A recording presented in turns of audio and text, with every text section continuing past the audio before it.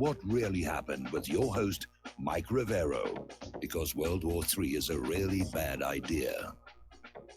Here is your host, Michael Rivero. And aloha, America. Welcome to our show today. It is Thursday, September 20th, 2018. Sure happy it's Thursday. Sure happy it's Thursday. Sure happy it's Thursday. We have got a lot of stuff to talk about today. The phone lines are open, 800-313-9443. Mike is in our control room, ready to answer the phone, put you on the air with your comments, questions, and observations. So let's get right on into it. And apparently there has been another mass shooting in Maryland. They're second in less than a year. And it appears to be another workplace shooting. Details have not come on out other than it took place at a Rite Aid distribution center. They're saying multiple people were killed and injured, and they have a suspect in custody. So, of course, the gun grabbers are going to be out there saying, we got to ban the guns, we got to ban the guns, we got to ban the guns. No, we need to look at what is putting the American population under such stress that they turn to these kinds of actions. A lot of these shootings turn out to be workplace shootings. People who are desperate to hang on to their jobs, they get fired, they don't think the reasons are fair. And then you have to factor in those prescription antidepressants, which we all know are a problem that nobody wants to acknowledge.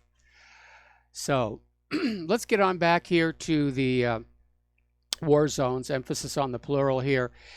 And a lot of people are still weighing in on Putin's response to the downing of the Ilyushin-20 aircraft over Syria. And the hardliners are saying, you know, we got to go get Israel, we got to do this, we got to do that. Israel is still out there saying, well, it was really Assad's fault and Iran's fault, because if they were just doing what we told them to do, it wouldn't have happened. A lot of people are saying ultimately it's the fault of the United States for having been in Syria for 7 years trying to overthrow Assad. But ultimately it comes down to the fact that Israel was using this aircraft as a radar cover to penetrate Syrian airspace. Now, Israel has already changed their story and said the 4 F-16s had already turned around and left Syria before the Ilyushin was shot down. Nobody really knows because everybody's keeping a tight hand on the data, as it were. But there are some people out there saying this may have been a deliberate provocation to try and get Russia to do something. Because every time the U.S. wants to start a war, they work to make sure the other side shoots first. So the U.S. can cry, victim, victim, victim, and we've got to strike back and rally around the flag, blah, blah, blah, blah, blah. And Putin is not biting it. He's taking the high ground. He's looking at economic sanctions. He's taking Israel to the ICC. And I agree with the way he's handling this. He's not letting himself get provoked into doing something which could really, set off a regional war. Putin is anti-war. He has demonstrated that time and time again. And despite the corporate media propaganda about Russian aggression here and Russian aggression there and Russia's aggressing over here, they took my parking spot.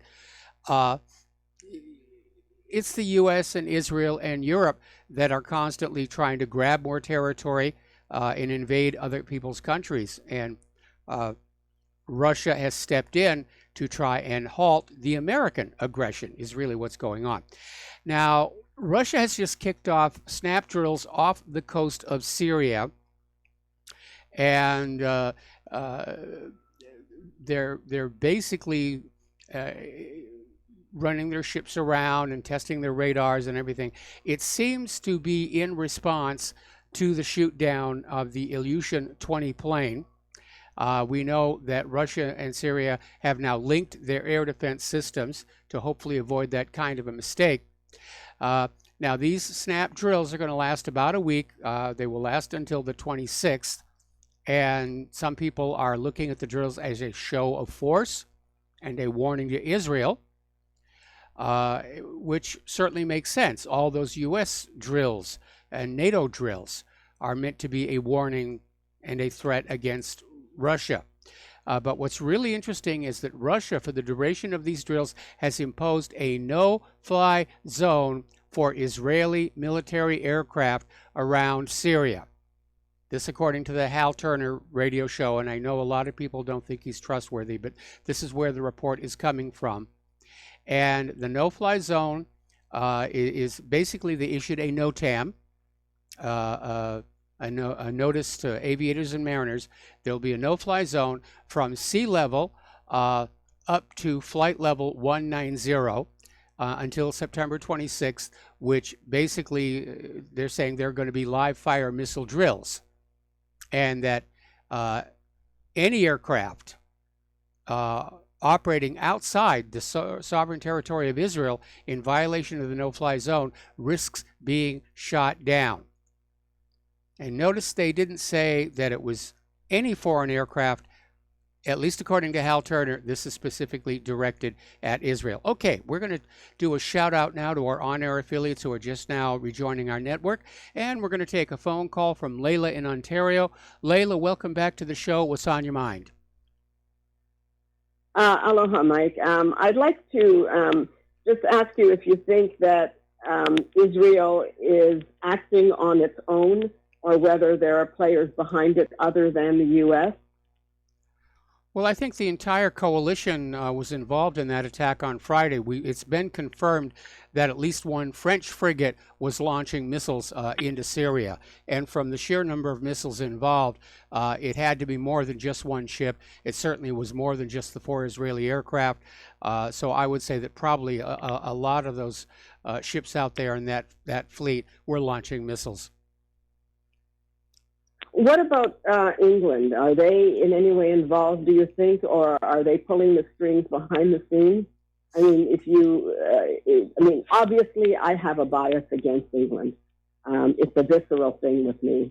And it's my belief that Israel was created with England's help in order to allow England to continue to control its colonies through the Suez Canal to have access to them.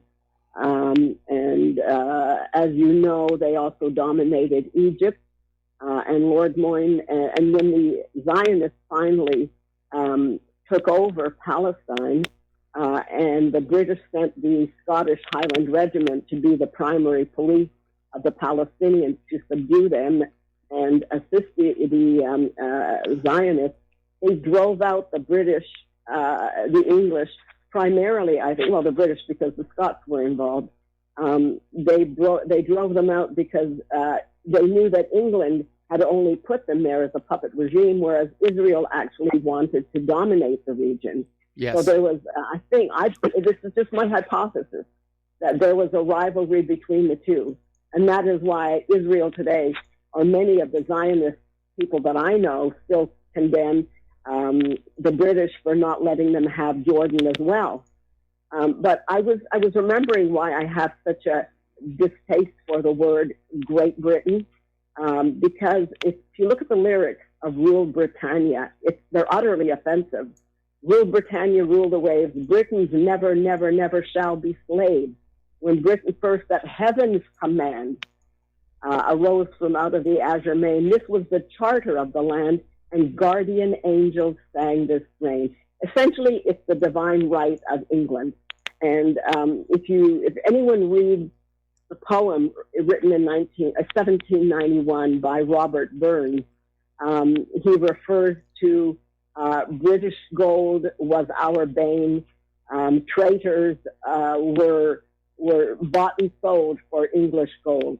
So once they dominated Scotland and they got the lords, the clan lords of Scotland to betray their tenants and drive them off the land, and the English bribed them with titles and money, Scotland became a tool. And every colony where England went, the Highland Regiment was their most powerful soldiers. But I don't for a moment believe that this is now, I mean, it's taken me many years to come to this conclusion and look at the patterns, but I believe that Israel is still trying to assert itself as the dominant power And while France may be out in the open, I don't know what role England is playing. Certainly, they're not about to give up on their notion of having the divine right to rule the world with all the other nations, as they call them. They were utterly condescending. Layla, in the can way I cut in here? Can I nations. cut in here a little bit here, because rulers may talk about divine right and gods and everything, but that's just for the masses. The real root cause of every war in history is basically economic. Wealth, control of territory, control of trade routes, and as far as the coalition is involved around the U.S., it is economic. They want Assad out of power. They want Syria under puppet rule, at which point they can all go in and share in the loot that will be taken out of the country in vast amounts. In terms of Israel, they simply want Syria to be smashed as a regional power. They want to keep the Golan permanently. And they also, of course, they want that pipeline going through Syria so they can take that oil and gas from underneath the Golan and sell it to Europe. So that's a big factor. You need to get away from the idea that wars are started for just one reason. Usually you'll have a whole bunch of different... I agree completely. And I don't know if you read the link to the video I sent you that described how England has, or Britain, I guess, has managed to hide all its assets outside of London, outside of England, on the small islands that used to be former colonies. Once the material empire began to disintegrate, England started building up an economic empire, and they've kept it offshore. And Panama Papers is only one example. They started with the Cayman Islands. It's a very powerful documentary that describes how they've managed to drain the funds. And one thing that I learned from that documentary I didn't know before was the City of London is separate from Greater London. The City of London has its own Lord Mayor, and that's where the Bank of England is located. A lot of people have compared that to the Vatican, which is a state within a state, and the City of London does wield tremendous financial power. The City of London is the British equivalent of our Wall Street, where all the wealth and political control that wealth can buy resides there.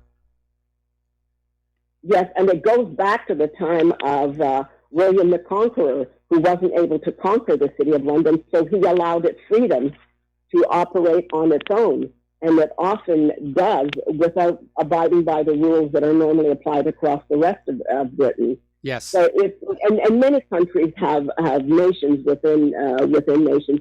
In fact, one could even say that political parties are a nation within a nation. I mean, look at the Democratic Party and what they're trying to do in terms of bringing down the overall ruling power.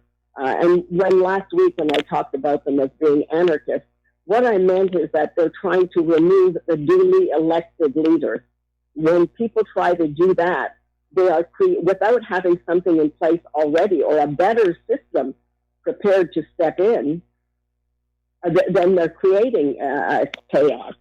They're creating chaos, but again, looking at the deep state, looking at the liberals, to me it is very obvious they already have a planned new government they want to foist on us, and it's going to be quite tyrannical. It's not going to be based on the Constitution and the Bill of Rights. They've been telegraphing. They absolutely hate the Second Amendment. They want limits on the First Amendment. And it's very, very Orwellian. Anyway, Layla, the phone lines are loading up, so I'm going to have to let you go here. Thank you very much for the phone call. And again, wars are never started for just one reason. You have a bunch of rulers and a bunch of nations, and they've each got their own agenda. Get rid of a regional threat, grab more territory, capture the targeted nation's resources, or remove them as a political or economic threat. That's the reason that Germany was made war on twice, in Big Mistake 1 and Big Mistake 2. They were a manufacturing powerhouse against which Great Britain and the United States could not then compete. And that's why World War I is a good example. It started as a war between Austria-Hungary and Serbia, and somehow in the middle of it all, Germany became the big, bad, ugly enemy because Germany was the economic threat of the time. All right, we're going to go back to the phones here. Ken in Missouri, aloha. Welcome to the show. What's on your mind?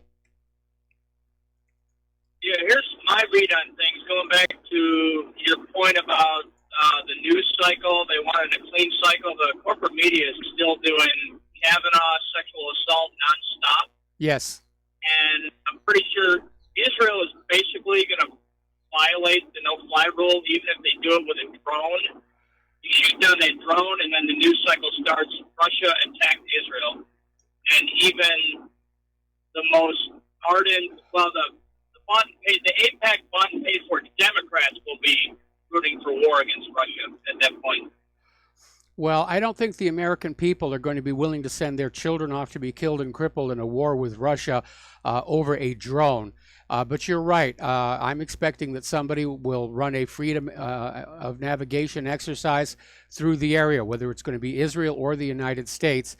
And again, it's attempting to provoke Russia to make the first move so that they will be seen as the bad guy. But, I mean, could you imagine the headline, Russia attacks Israel? Could you just imagine that with what's been going on for the last 2 years? I mean, that would just, every Christian church in America would just rise up and go, this is Bible prophecy, this is Ezekiel 38 prophecy. They've been priming this pump now for years. Yes. That the Great Bear would come down and attack Israel. And I mean, we're all just so sick and tired of it. But the way this is playing out, again, like you correctly pointed out, they want a clean news cycle when the war goes in Syria. And right now, this Kavanaugh thing, if you watch the ping pong, the back and forth, you know, will Ford testify? No, she won't testify. She wants an FBI. Now Grassley says you got a 10 a.m. deadline. Testify or don't. I mean, they're just ping-ponging back and forth, and none of this stuff is getting covered about the war. And like I said, if Israel so much sends a drone over there, it's going to get shot down. And who knows, all those retired generals that sit on Fox News and bloviate day in and day out for American exceptionalism. I've had enough. So thanks, Mike. All right, you're welcome. Yeah, I'm pretty sick and tired of that as well. My concern about the absence of coverage about what's going on over in Syria is based on the fact that in the months leading up to 9/11, the foreign press knew the United States had a plan to invade Afghanistan in October of 2001. It was in BBC, was in Jane's Defense. It was reported all over the rest of the world. The American people had no idea that was going down because we were getting nothing in the corporate media except about Gary Condit and Chandra Levy. Were they lovers? Did he kill her? And the coverage was nonstop. They had helicopters in the sky watching Gary Condit cross the street, and commentators out there saying, will he stay within the lines? I don't know, Bill. You know, he's a wild man. He may stray outside those crosswalk lines. And so I coined the term conditizing because when 9/11 happened, it came as a totally unexpected shock to the American people. And that shock basically just propelled the American people into immediate support of whatever it was the U.S. government was going to do in retaliation. And I'm getting the same feeling now that the reason the wars are being de-emphasized in the corporate media, they don't want us thinking about them. They don't want us worried about how close to an outright conflict we are, so that when and if they decide to pull a false flag, and it's going to have to be a doozy, because planes into skyscrapers, been there, done that, didn't buy the t-shirt. They want the shock value of it to trigger an emotional reaction that will override our natural skepticism. Okay, we got to take a break for commercials, and we will be back with more phone calls after these few words.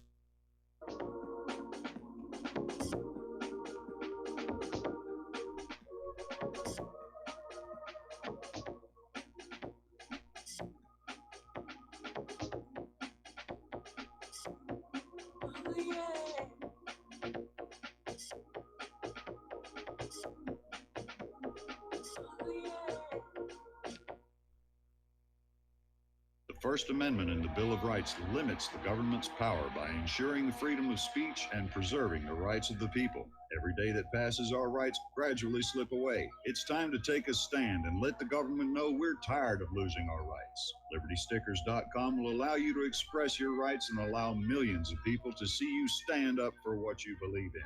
LibertyStickers.com carries the largest selection of bumper stickers online, ranging from political to humorous, and is your #1 source for Ron Paul for President stickers. As always, you can find your favorite stickers that protest the war and the president. Don't see what you're looking for? Liberty Stickers will custom make stickers that will let you get your message across for all Americans to see. Go to LibertyStickers.com and see pre-made stickers that will get everyone talking. That's LibertyStickers.com or call 877-873-9626. Liberty Stickers, the world's most dangerous stickers. Folks, we're living in a world the likes of which we've never perceived any clearer than we do now. The plan for global governance has been in the works for generations and would have likely been achieved by now, but for the fact that the globalists left open their Achilles heel. With all their tools, Federal Reserve System, fiat currency, no child left behind, and then Common Core education introduced to our schools to dumb us down, vaccines, pharmaceuticals to lobotomize us, GMO foods, insertion of compromised or bought and paid for politicians, judges, mainstream media propaganda, all pieced together like a puzzle designed to ultimately bring the world under submission. But with all their strategy, they forgot one thing: knowledge. And knowledge is power. With knowledge, their bombardment is nullified. Folks, with that, as brilliant and knowledgeable as you've become, among the wisest audience of any radio audience in the world, and you are, I want you to take a moment to reflect and ask yourself, how much of that knowledge did I obtain from Republic Broadcasting Network? How high has my consciousness been raised since I've been a listener? How fast am I now able to discriminate truth from fake news by being a Republic Broadcasting listener? How clear am I now able to see the world since I've been listening to RBN? Ask yourselves those questions, folks. Then ask yourself, what is that knowledge worth to me? Like my morning coffee, how would I survive without it? A voice of truth in a sea of lies. Do we not all need to make sure it survives? Like public broadcasting, we are now finding we can only survive with listener support. Censorship, advertisers being attacked, truth itself being attacked. It's the only way through this. We at Republic Broadcasting humbly ask you to become a supporter. Look at your budget and make a determination of what Republic Broadcasting is worth to you and what you can afford on a monthly basis. Go to republicbroadcasting.org and pledge $20, $30, $40, $50, if possible, $100 a month or more if it's affordable. Click the donate button and become a regular monthly donor. Assure both us and yourself that Republic Broadcasting truth will continue to flow like that morning coffee. The network thanks you.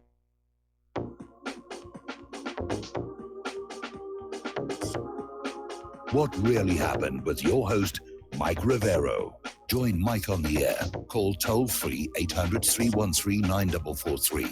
800-313-9443.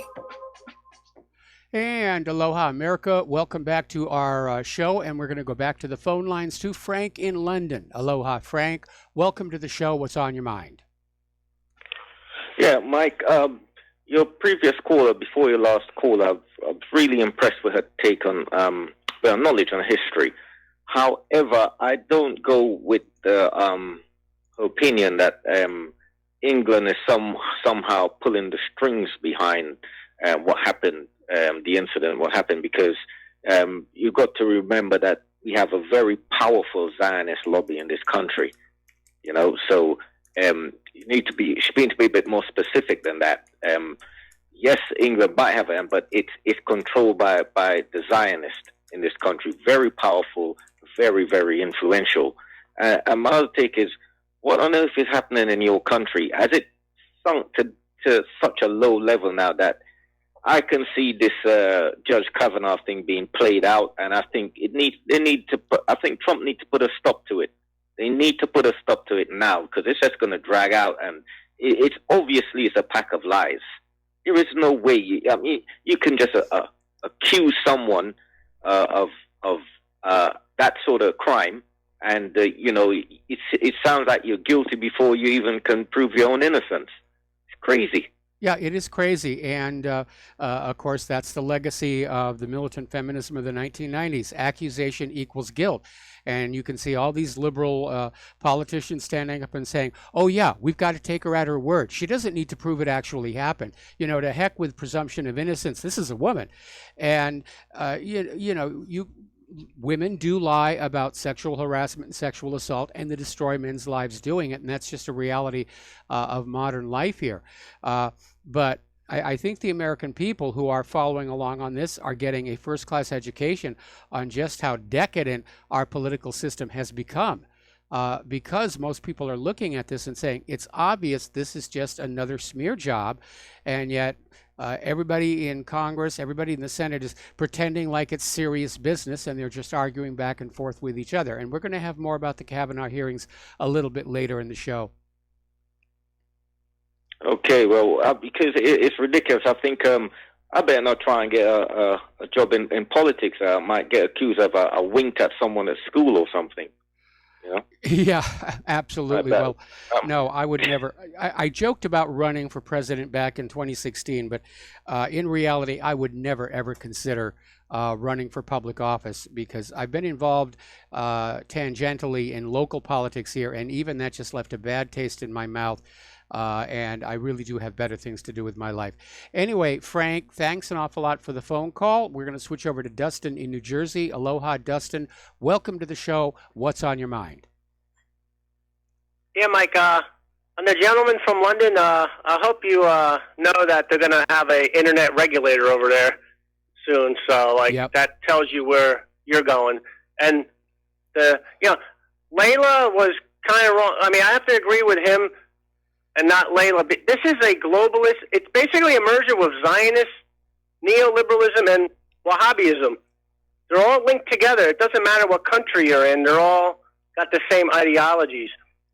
Britain, France, United States, Canada, we all see the same playbook, right? Yes. So they're all linked together. That's the problem. I mean, Sweden, the West.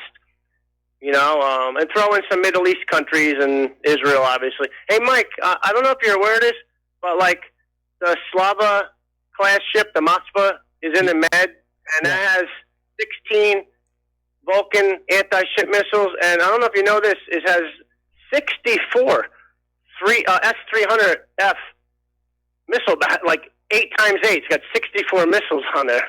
That's a packing a punch, that ship. Yes. I think this is not going to happen. Mike, if this happens again with something with Russia, Putin will have to respond, because from what I'm hearing, there's people in the Ministry of Defense and the Kremlin that wanted him to do more. He did what he should have done, extend this drill, extending the range of this no-fly zone, basically, right? Yes. I think that's exactly what he should have done. I don't know if you agree with me or... Yeah, I do. I think Putin is trying to keep the situation from escalating, even though in his heart of heart, he has to know that's exactly where Israel and the United States are taking it.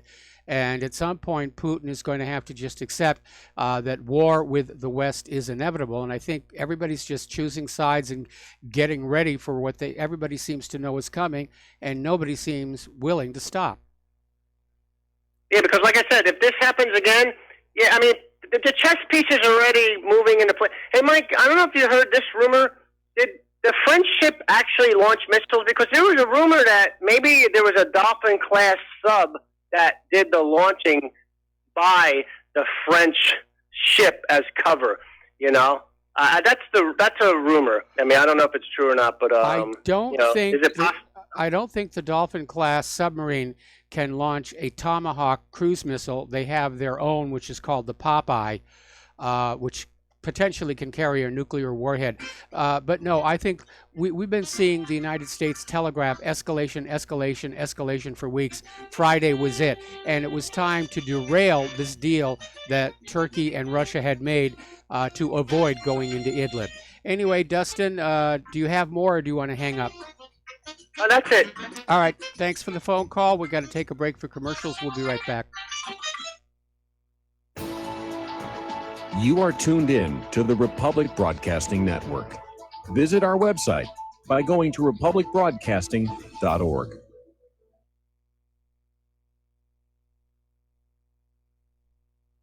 Homeowners, are you in foreclosure, expecting to be served with a foreclosure lawsuit, or suspect your lender has coerced you into an illegal mortgage transaction? A huge number of mortgages made in the last 10 years have legal issues and are possibly defective. State laws and the U.S. Supreme Court have upheld that defective mortgage documents are grounds for foreclosure defense and for counterclaims in favor of the homeowner. If your mortgage has been sold or assigned since closing the loan, it may be defective and you may be paying the wrong party, and the lender may not have standing or the right to foreclose or collect payments under the law. If you would like to know if your mortgage is legal or not, or know if you are paying the right party, we can help. Our initial consultations are free of charge. We are not attorneys. We are legal researchers and work closely with experienced lawyers who know how to help you find the evidence to help you keep your home. Call toll free 1-855-2-KEEP-IT. That's 1-855-2-KEEP-IT today.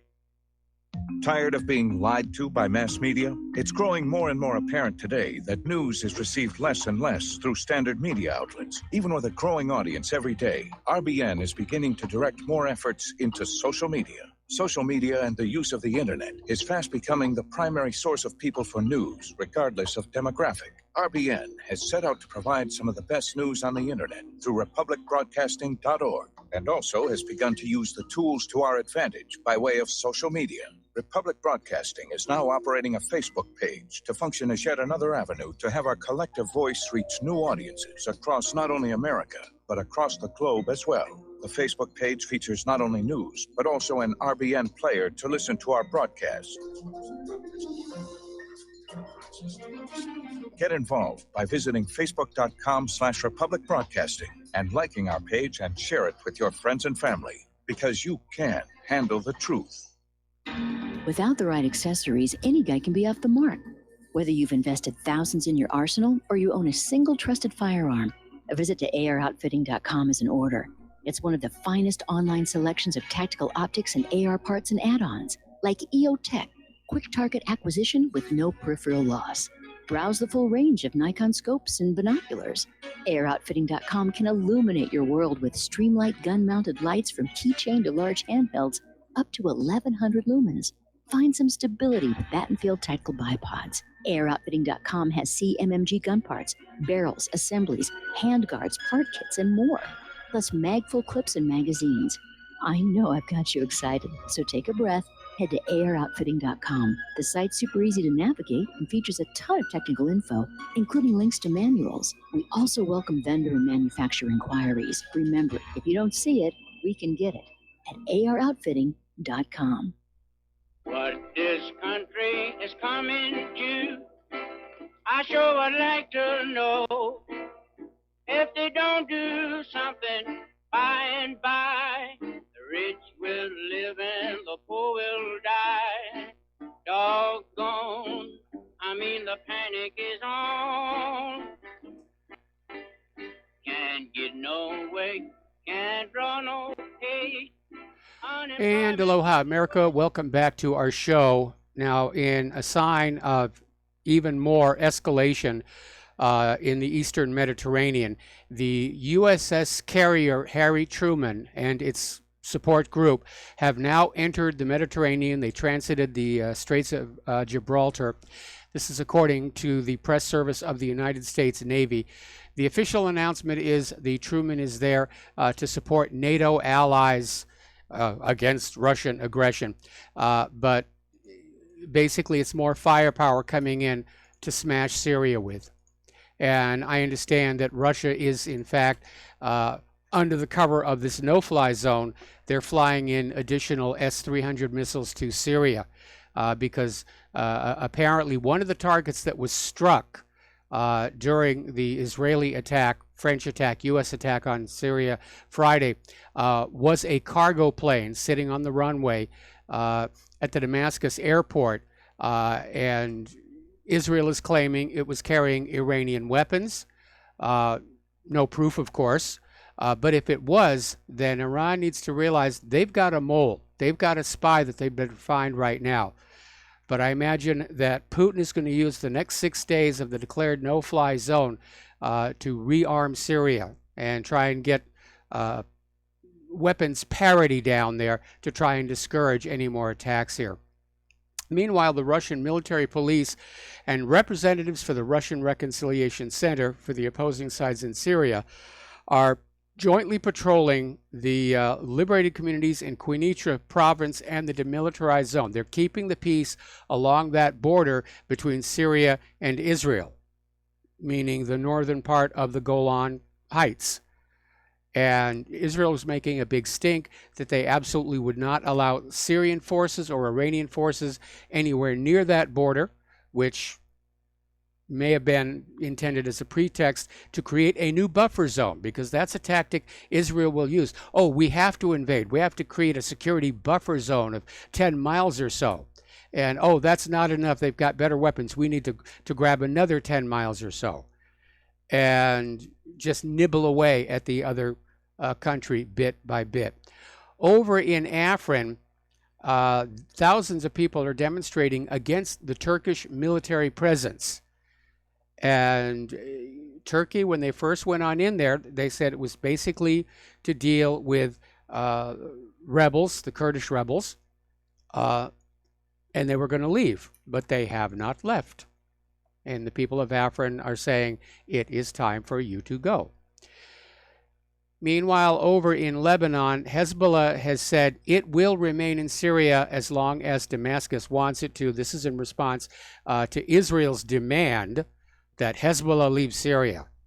And it's rather revealing about Israel's arrogance that they're sitting inside Israel and demanding other countries leave Syria. They're demanding Iran leave Syria. They're demanding Hezbollah leave Syria. They want the Russians to leave Syria so that Syria is going to be easier to conquer and destroy. And all of these various other parties are saying, no, you don't get to tell us what we're doing. We're here at the invitation of the government of Syria, the legitimate government of Syria, and we're going to stay here. And I'm sure that's probably a major reason why the U.S. has gone back to simply saying, we're going to get rid of Assad.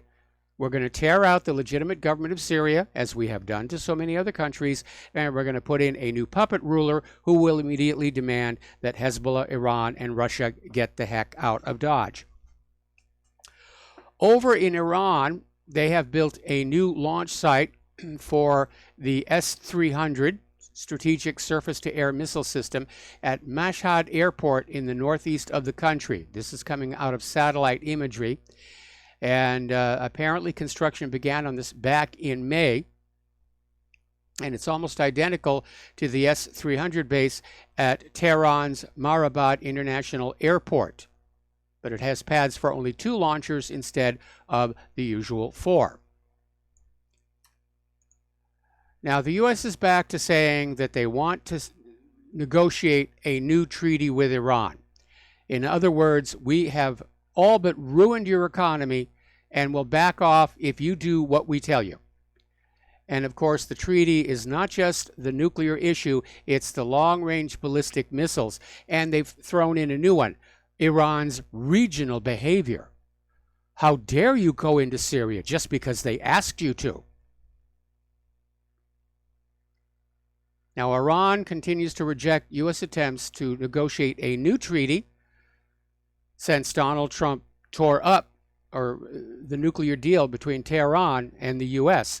But Tehran is still in compliance with that deal, and the rest of the signatories are still signaling they wish the deal to go forward. It was working. Iran had stopped enrichment. Iran was letting other countries build their fuel rods. And there was never any evidence that Iran was seeking nuclear weapons. It was just another big lie like Saddam's nuclear weapons. But it's all a pretext leading up to war. And there's a very revealing article over here in Aleppo News, Provoking a Path to Persia. And they're talking about another think tank, the Saban Center for Middle East Policy, which recently came out with a policy paper, Which Path to Persia? Options for a New American Strategy Towards Iran. And it reminds a lot of people of a document put out by the Project for the New American Century, Rebuilding America's Defenses. And the authors noted in this new Which Path to Persia document, it seems highly unlikely that the United States would mount an invasion without any provocation or other buildup. And that is reminiscent of a similar statement in Rebuilding America's Defenses, where it said this militarization of the United States is going to take a very long time, absent some catalyzing event,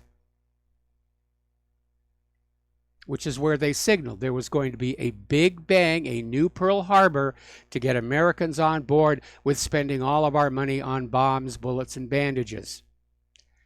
So the semaphores are up there. Iran is in the crosshairs, and Iran has to know it. So another article, this one out of Information Clearinghouse, talking about the Iran hawks in Washington. And it's talking about all the numerous Zionist-run think tanks that basically write U.S. foreign policy.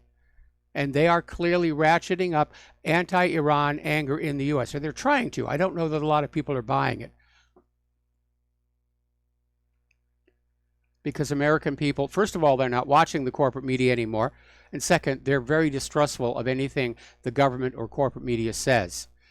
And these think tanks are highly subsidized by the U.S. State Department and by the U.S. military security complex, the Foundation for the Defense of Democracy, which is definitely cheerleading for more war.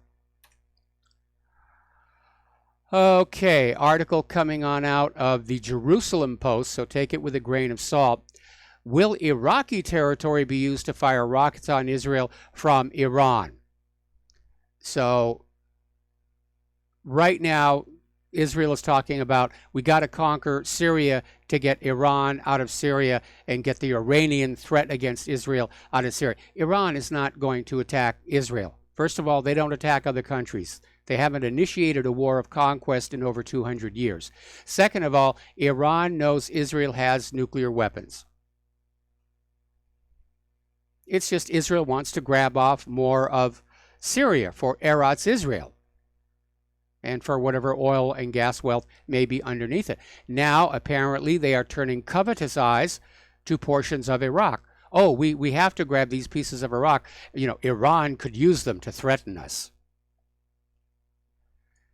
It is a little silly. All right, we're going to take a phone call now. Bob in New Jersey, aloha. Welcome to the show. What's on your mind? Hey, Mike, you there? I'm here. Hello? Yes, you're on the air. Okay, all right.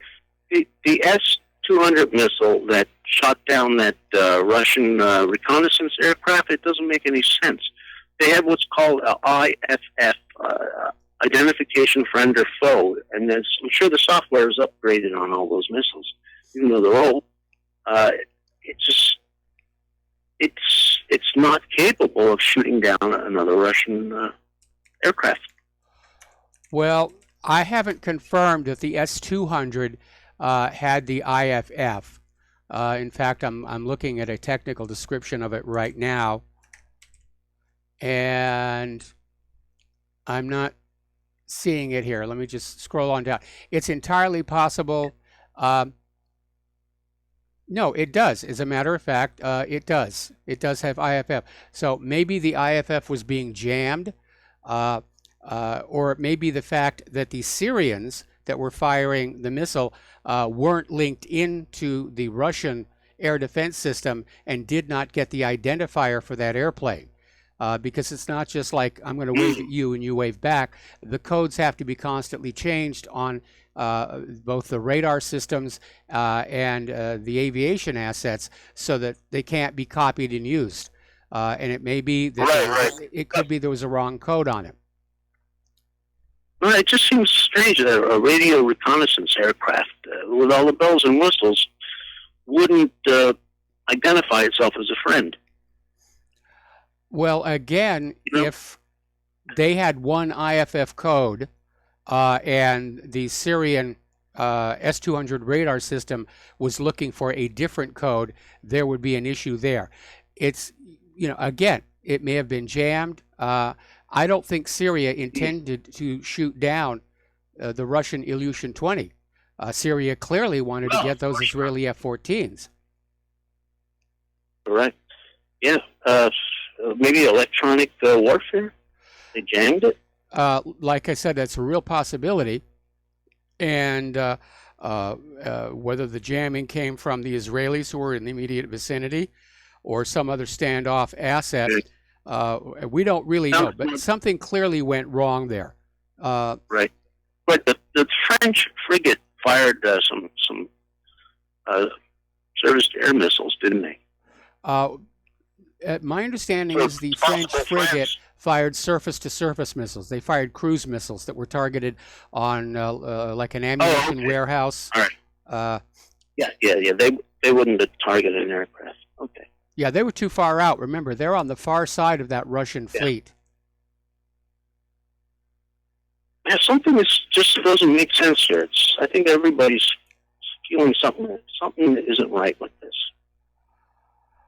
Well, it could have been done deliberately. It could have been that the Israelis did shoot the plane down, and Putin came up with a story about an accidental shoot down in order to not be goaded into a conflict. Right. I mean, remember when John F. Kennedy was assassinated? The planted evidence all pointed to a Cuban plot to get the American people on board with another invasion of Cuba. But President Johnson knew about the secret warning that Khrushchev and Kennedy had shared at the end of the Cuban Missile Crisis. At the next time there was a U.S. invasion of Cuba, the Soviet Union would launch a nuclear attack. Period. End of discussion. And so Johnson basically reworked the story and dumped it all on crazed lone nut assassin Lee Harvey Oswald. Yeah. Okay. All right. I just thought I'd share that with you. I love your show. Thank you.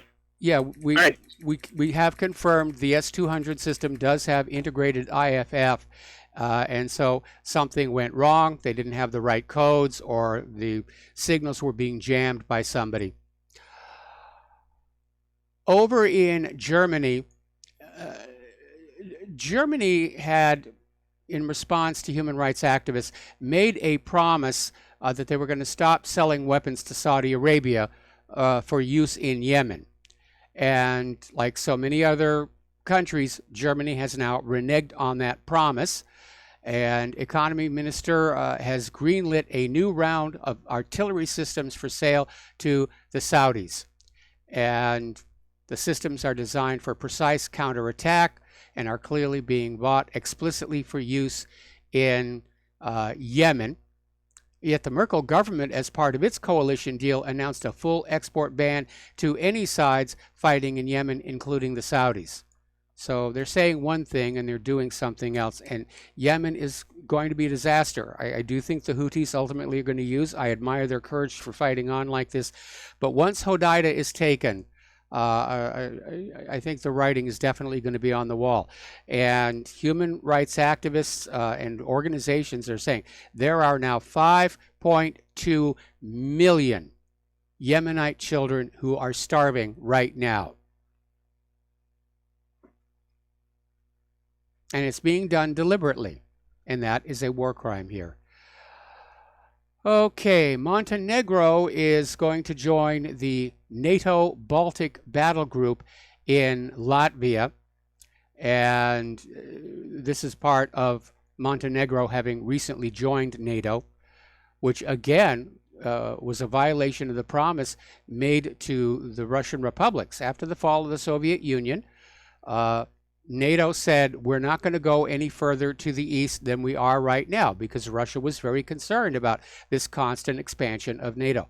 And NATO just went ahead and did it anyway. So Montenegro is now caught up with that. Britain's Defense Secretary Gavin is basically saying Russia should shut up. I guess he's taking lessons from Mazie Hirono. And he's toured Ukraine and the eastern part of the country, where Ukrainian officials are saying this is the front line in a war against Russian aggression. And no, it is not, because Russia has not crossed the Ukrainian border into the eastern Ukrainian republics, who are fighting a war of secession. But the corporate media and officialdom, they're going to keep up that drumbeat. Russian aggression, Russian aggression, Russian aggression. And frankly, it's boring. We got to take another break for commercials, and we'll be right back after these few words.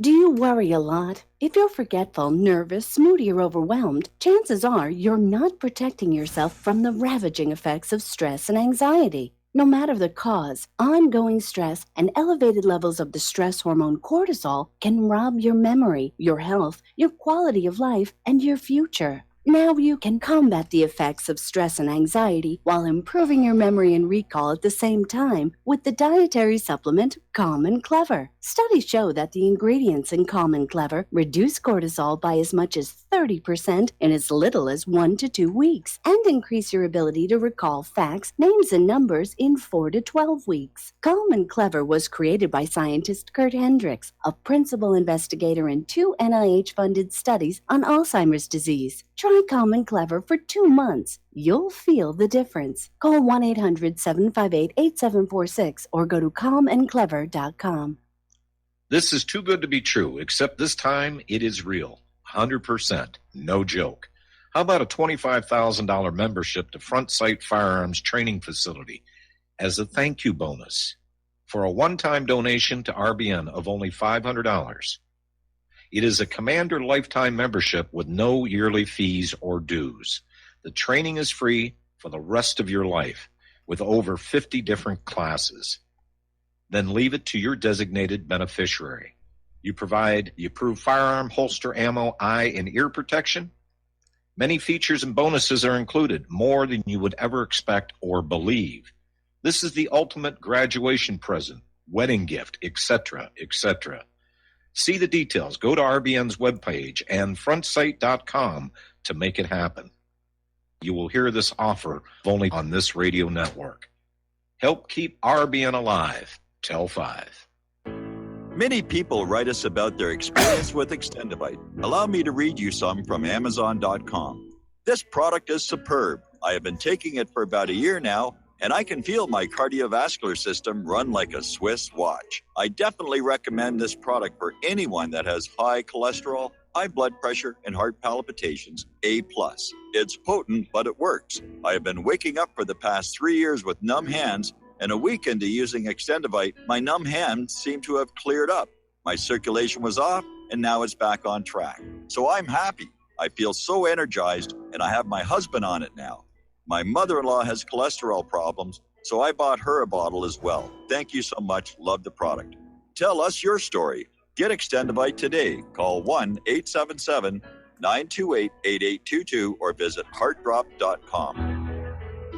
Extend your life with Extendivite. Some are maxed out all their credit cards. Some are working 2 jobs and living in cars. Minimum wage won't pay for a roof, won't pay for a drink. If you gotta have proof, just scratch yourself, Mr. CEO. See how far 5.15 an hour will go. Take a part-time job at one of your stores. I bet you can't make it here anymore. And aloha, America. Welcome back to our show here, and we're still talking about the increasing tensions in all of these flashpoints around the world. And I really do think that 50 years from now, history books will say that we were already in World War III at this moment in time, and probably even a year or two back. And a lot of people are being killed, a lot of very beautiful buildings being destroyed, and all for greed, all for oil pipeline rights of way, all for not just the oil itself, but to control what currency that oil is sold for. The U.S. wants to keep the world enslaved to the U.S. dollar. That's their motive for all these wars here. Okay, soldiers from 8 foreign militaries, including the United States, will converge on Ukraine next month for the country's largest aviation exercise yet. And it's called Operation Clear Sky, and it will train these pilots in air sovereignty, air interdiction, air-to-ground integration, air mobility operations, aeromedical evaluation, cyber defense, and personnel delivery. This is reported in Stars and Stripes.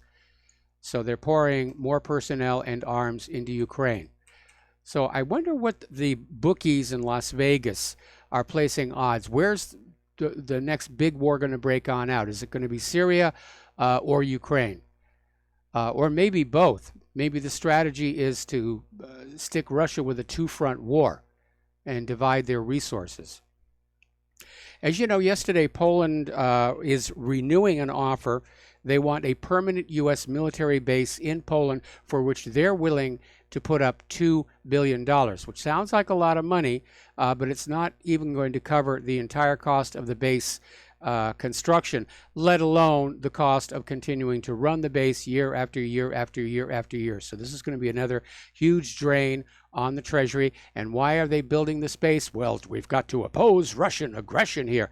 And the Polish are trying to sweeten the deal by declaring that they want this new base to be named Fort Trump. Now, we've mentioned before, Trump is very susceptible to flattery. And apparently the Polish government has picked up on that.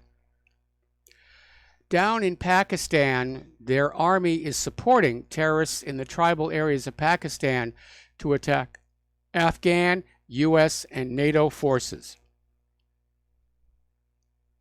So that's heating up there, and Pakistan and China are looking to strengthen bilateral military ties. Everybody's choosing sides for the coming conflagration.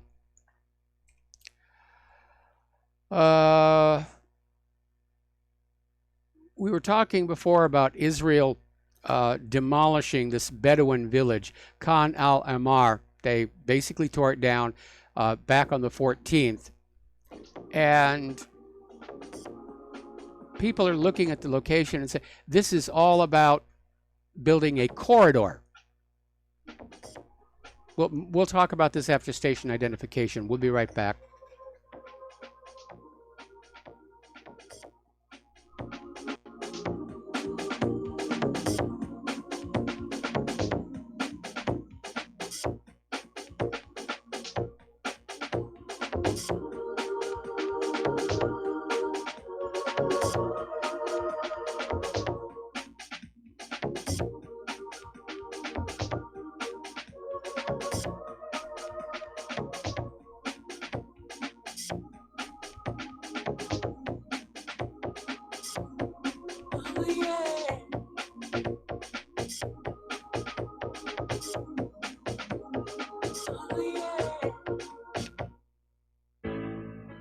Many people write about their experience with Extendivite.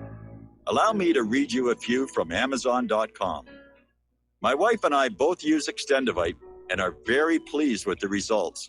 It has helped to stabilize our blood pressure and to make both of us feel healthier. Good product and good buy. So far, so good. I've been taking Extendivite 3 times a day, only a short while now, but already I've noticed the circulation in my hands and feet improving. They tingle. I like the idea of taking something herbal rather than pills. I take Extendivite 3 times a day, every day. I think this supplement has helped with my increased fitness regime and to lower my blood pressure. Tell us your story. Get Extendivite today. Call 1-877 928-8822 or visit heartdrop.com. Extend your life with Extendovite. This is RBN, the Republic Broadcasting Network.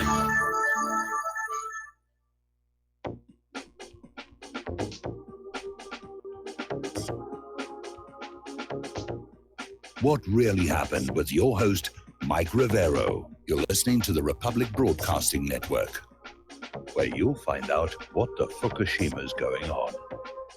And aloha, America. Welcome back to our show, hour number 2. The phone lines are open, 800-313-9443. And we were talking before the break here about Israel's demolition of Khan al-Ahmar back on the 14th. And part of it is, it's out there in East Jerusalem, which is supposed to be Palestinian territory. And if you look at its strategic location, it's clear this is another step in Israel's plan of simply breaking up Palestinian land into small, isolated islands so there can never be a contiguous Palestinian state. And apparently this village is also the last obstacle facing the E1 zone project, which is an Israeli plan that wants to link the illegal Jewish colonies in occupied East Jerusalem with West Jerusalem. This would cut off East Jerusalem completely from its Palestinian environs in the West Bank. So bit by bit by bit, Israel is just stealing other people's land. Apparently, there were riots on Yom Kippur, which was yesterday. 2 Palestinians were killed, 46 wounded by the IDF fire in the northern Gaza Strip. And again, I admire the courage of the Gazans. They just keep going up to that fence to peacefully protest and demand their right of return, and Israel just keeps shooting them down here. Now, there's a new report by Palestinian prisoners' rights group Adamir that claims Israeli officials routinely carry out torture at a key interrogation facility right smack in the middle of occupied East Jerusalem. And the report, which is titled, "I've Been There, A Study of Torture and Inhumane Treatment in Al-Moskabaya Interrogation Center," is based on the testimony of 138 individuals held in the Russian compound of Jerusalem during the period of 2015 to 2017. So remember that statement Israel made the other day declaring that they have a right to basically ignore international law? They're certainly behaving like it. Now, this part is getting a little bit scary. Apparently, over in the Trump administration, their top civil rights enforcer at the U.S. Department of Education, Kenneth Marcus, literally is saying he wants college students prosecuted for Israel protests. And apparently Marcus was captured on camera during a September 2016 meeting with an undercover reporter working on Al Jazeera's documentary about the U.S.-Israel lobby. And by the way, the third segment has been, I'm sorry, I was confusing that with Project Veritas. That documentary is getting leaked out bit by bit by bit. But basically, at the time, Marcus was director of the Louis D. Brandeis Center for Human Rights Under Law, which is an Israel lobbying group unaffiliated with Brandeis University. And the Brandeis Center specializes in lawfare, the use of legal proceedings to harass and silence Israel's critics. They don't care if they win or lose the lawsuits. They just want to bankrupt the critics, to silence them. So now this guy is in the Department of Education, and he wants students prosecuted for supporting Palestine or criticizing Israel. Somebody's going to have to take this up to the Supreme Court, and that may be another reason why there's so much opposition to Kavanaugh, because despite his loose interpretation of the Fourth Amendment, he has certainly shown himself throughout his career to be a champion of the First Amendment. And if the Democrats can swing that Supreme Court back liberal, they might be able to actually get their Israel exception to the First Amendment. But it's censorship. There's no other word for it. We have elements of the United States government ignoring the First Amendment right to freedom of speech in service to a foreign master. And that really should wake people up. So Israel is now publicizing the discovery of a red heifer, the first one born in Israel in 2,000 years, which is funny because I thought there was one that was born about 15 years ago, but I guess that one didn't qualify. And the red heifer is significant both to Jewish and Christian fundamentalists. And the legend is, the myth is, once a red heifer is born, they will be able to rebuild the third temple on the Temple Mount in Jerusalem, which means, of course, they're going to have to tear down what stands there at the moment, the Dome of the Rock. That's not going to go down well. I read about all this stuff here, and it reminds me of this movie, The Kingdom of Heaven. And it really is a very well-made movie, and if you get a chance to see it, you really should. Okay, we're going to do a shout-out to our honor affiliates who are just now rejoining the network. Apparently, Palestinian Authority President Abbas says he's ready to halt all funding to Gaza. And this has to do with the struggle between Abbas' Fatah faction and Hamas. Now, Egypt was trying to basically get them to cooperate with each other and unify, and obviously neither Israel nor the United States would like that, but apparently the negotiations have reached a dead end. Now, the European Union sent a delegation to take a look at what's going on in Gaza, because there's been so much wild claims going back and forth about what a terrible threat Gaza is to Israel. And so the group from the European Parliament was scheduled to arrive in Gaza earlier today, and they went all that way and they were denied access. And the delegates said they wanted to monitor the humanitarian situation caused by a decade of blockade there during a 3-day mission. And so after being barred from entering the enclave, the head of the delegation basically said that Israel's actions in Gaza, as far as they can tell, do constitute war crimes. Okay. Getting back to the idea of deliberate provocation, the United States has put 33 Russian intelligence and military officials on the sanctions blacklist. This actually came out of U.S. Secretary of State Mike Pompeo, and they're just adding these to the sanctions list. And apparently, Washington is imposing new sanctions on a Chinese military unit over the fact that they purchased Russian jets and missiles. And those Chinese sanctions went into effect immediately. And it's this weaponization of sanctions and the use of them as a club that I think is destroying the image of the United States around the world. You know, how dare you buy weapons from Russia? You buy weapons from us. No, theirs are better and cheaper. That doesn't matter. We will sanction you. Just gets, it's crazy. The whole world's going crazy right now. All right, let's take a phone call. Mark in North Carolina. Aloha. Welcome to the show. What's on your mind? Yeah, Mike. Oh, by the way, I was watching something. I was looking at RT before. They're actually, I don't know if you mentioned it, they're actually threatening to sanction China for buying weapons from Russia. Yeah. These people are crazy. Trump is nuts. But anyway, I just want to ask you something. What is it you think that has this kind of influence that Israel has over the United States? I mean, this is really treason when you think about it. You know, obeying basically the orders of a foreign nation and catering to them, and even risking World War III to do it. Why? You know, what do you think it is? You think it's because money? Do you think because you got a lot of rich Jews like what's his name, Sheldon Adelson, or do you think maybe it has something to do with religion? Both the Jewish and Christian Zionists with their crazy beliefs. I don't know. What do you think is causing this? It's a combination of all three, along with blackmail and control of the media.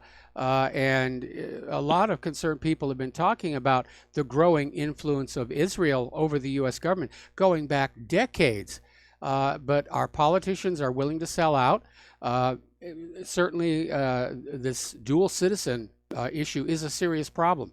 And the United States is one of the very few countries that allows dual citizens to operate inside their government. And that's what I was going to say. Really, dual citizen. If you're a dual citizen, you shouldn't be able to have any kind of a government job. I don't even think dual citizenship should be allowed. You're either an American citizen or get out, period. Or certainly you don't have the rights of an American citizen. Well, why should you have, but to actually employ dual citizens of any type in very key parts of the U.S. government is crazy. I just don't understand it. What is this country doing to itself? And on top of that, we're leading ourselves closer and closer to World War III. I think, if I'm not mistaken, Russia is about to put a no-fly zone on right now in certain parts of Syria. And, what's going to happen then? They should, personally, I believe they should give the Syrians the S-4, the S-400. I think next time the Israeli planes come around and try to mess around, shoot them down, period.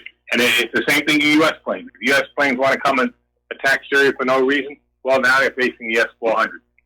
Because this is crazy. It's just gonna. It's gotta end. Something's got to stop this. Maybe if you did have a little bit of a conflict between the U.S. and Russia, maybe, and it didn't, escalate right away, maybe the people in this country would finally start to get smart and say no, no, no, no. And maybe even somehow the U.S. military would understand their responsibility to the Constitution of this country and the real defense of this country, and say, you know what, we're refusing. We're not shooting at anybody over there. We're not getting involved in this. We're going to disobey our orders. We're mutiny, and that's it. There's nothing you can do about it. There's nothing they could do about it if the military did it, the proper way. And I believe the mid-level officers and the enlisted men are capable of doing it. The generals are mostly hacks, so I wouldn't count too much in the generals. But I think below general, I think there's a good possibility that could be done. And I pray that, I pray it's going to happen because, like you said, World War III is not a very nice thing. Nuclear war could be pretty bad for your day. Okay? You talk about global warming, we'd really have our global warming by then. Yeah, we definitely would. We definitely would. It is insane. I agree with you. It's absolutely insane. And, of course, the thinking on both sides is we will win, they will lose, and we'll let, the next generation clean up the radioactive debris. And they're willing to risk all of this because, they've got their bunkers. If this gets out of control, if they lose control of this and it does go nuclear, well, they'll say, oh, gosh darn, we blew that one, and they're off to their various bunkers. The White House staff goes to Mount Weather, Congress goes to the Greenbrier, the Supreme Court judges have their little place that's set up for them, and they'll just go down there and hunker down and just say, well, maybe we could have done something a little bit differently, but too late to worry about that now.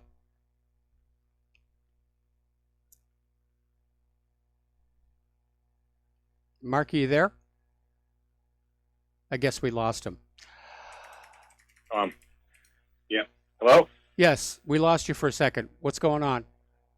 Okay. Sorry. I'm saying once we know the missiles are ready to start being fired, I think American patriots should consider attacking these bunkers and not letting these people go into the bunkers and have it the patriots. At least the people who would survive them, you have decent patriots that would survive, maybe come out with something other than radioactive wasteland, rather than the people who actually caused this in the first place, getting into those bunkers and letting the rest of us fry in a radioactive waste. It is a shame because, at least you talk about Russia. At least Russia is supplying shelters for their people. At least they're doing that. Yes. They're not doing that for us. Nope. They're not the ones starting this either. They're doing. Putin is doing everything he can to stop World War III from occurring. He's bending over backwards. I don't think he's. I think he thinks they're perfectly capable of winning a ground war, but I know he doesn't. He's not crazy enough to think they'd win a nuclear war. Nobody would win a nuclear war. Okay, we'd all lose. You know, it's like remember there's a song, "The Eve of Destruction." Yes. What good is a world in a grave? That's about what it would come down to. There'd be no winners or losers. But and I think Putin understands this. He does come from the Cold War. He does remember this. He was in the military, well, KGB at the time, and I think that he realizes. Trump is an idiot. Trump was never in the military. He doesn't understand really what's going on. He's a businessman most of his life. He doesn't understand the workings of this corrupt government, and he doesn't understand how he's being manipulated by countries like Israel, including right for his rude son-in-law, who never should have been in there in the first place, and of course a bum like Bolton, and then Nikki Haley is totally out of her mind. You know, this is what's happening, and Trump is totally incapable of handling it. I just don't know what to do. What's going to happen? I'm hoping maybe Tulsi Gabbard. Maybe I saw her on Jimmy Dore show on YouTube this weekend. Very good. Yep. If it can last till 2020, maybe she's got a chance. No. Maybe a third party. Maybe her and Rand Paul running together. That would be great. The Democratic Party machine will never let her get near power. They'll do to her what they did to Bernie Sanders, because she's not part of the inside clique, and she's not pro-war, and that's all we're going to get for candidates for the next several elections is pro-war candidates. Right now, half the U.S. economy is tied up in the military-industrial complex. If peace were to break out, the U.S. economy would implode. And so from a purely business point of view, we have to go on building and buying weapons. And in order to justify buying new weapons, we have to use the old weapons up in a war. So let's go have a war. I don't think the economy would implode. I think if we did what we should do and stop spending over $1 trillion on a military-industrial complex every year, including the wars, if we spent that instead on a decent healthcare system where everybody was covered, like most countries are, and we did a couple other things, infrastructure, a lot of stuff needs to be doing. Spending money on that. I don't think it would destroy the economy, not if it was done right. It's just what it's just all this military-industrial complex is doing is making certain people rich. Yep. It's exposing our troops to very, great dangers. And it's also imposing dangers on the United States as a whole, on the people of this country, who they don't care about. All they care about is their money and their, and catering to a foreign country. And, Israel, unfortunately, has way too much control. So does Saudi Arabia, too, by the way. Yes. Saudi Arabia also has too much control over this country. And it keeps on how terrible Iran is. Iran is the perpetrator of terrorism. Iran is trying to stop terrorism. They're trying to help Syria to get rid of the terrorists. Yes. Why is Iran a terrorist nation? They're not. They're not all as fanatical as people make them out to be. If they were, you think Iran would be friends with Syria if they thought because Assad is not he's a Muslim, but he's very, very secular. But they get along with him. His wife doesn't even wear one of those, what do you call it again? The kappa, the thing on her head there. She didn't wear that. The hijab. She looks very Western. I thought she might have been European. Yesterday I put up... Yesterday on the website, I put up that video I mentioned, Don't Tell Mom I'm in Iran, which is a documentary made by an Israeli documentary filmmaker, and it just shows the Iranian people as just ordinary people, just like us. They go to work, they make a living, they take care of their family, they go out and they have fun. And it puts a very human face on the people of Iran, which is, of course, what corporate media is trying to take away. Anyway, listen, Mark, we're coming up on a commercial break. I got to let you go, and we'll be right back after these words from our sponsors. So stay tuned.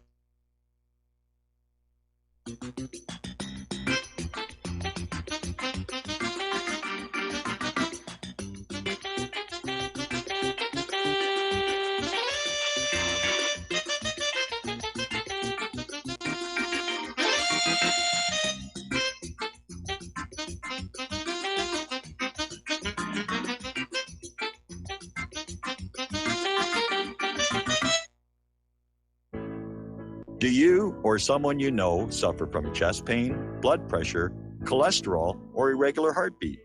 Are you looking for a more natural solution to overcome these health challenges? You hear the ads all the time. If this stuff's so good, why doesn't my doctor prescribe it? That's easy. Doctors are not trained in natural medicine.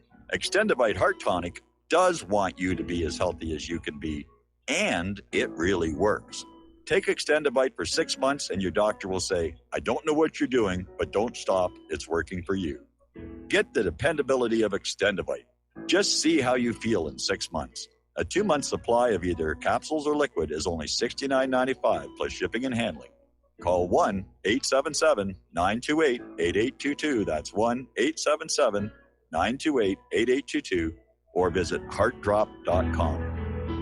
Extend your life with Extendovite.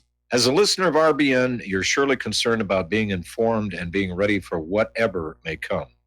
Please consider the following questionnaire as a soul-jarring wake-up call.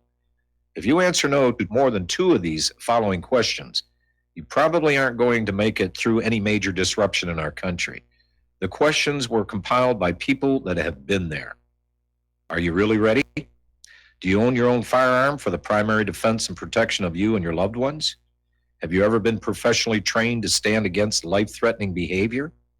Have you ever practiced enough to fire 500 rounds during a 2 to 4 day time frame, day and night? Can you load, unload, fire, and clear a jam in total darkness? Have all the adults in your household been professionally trained?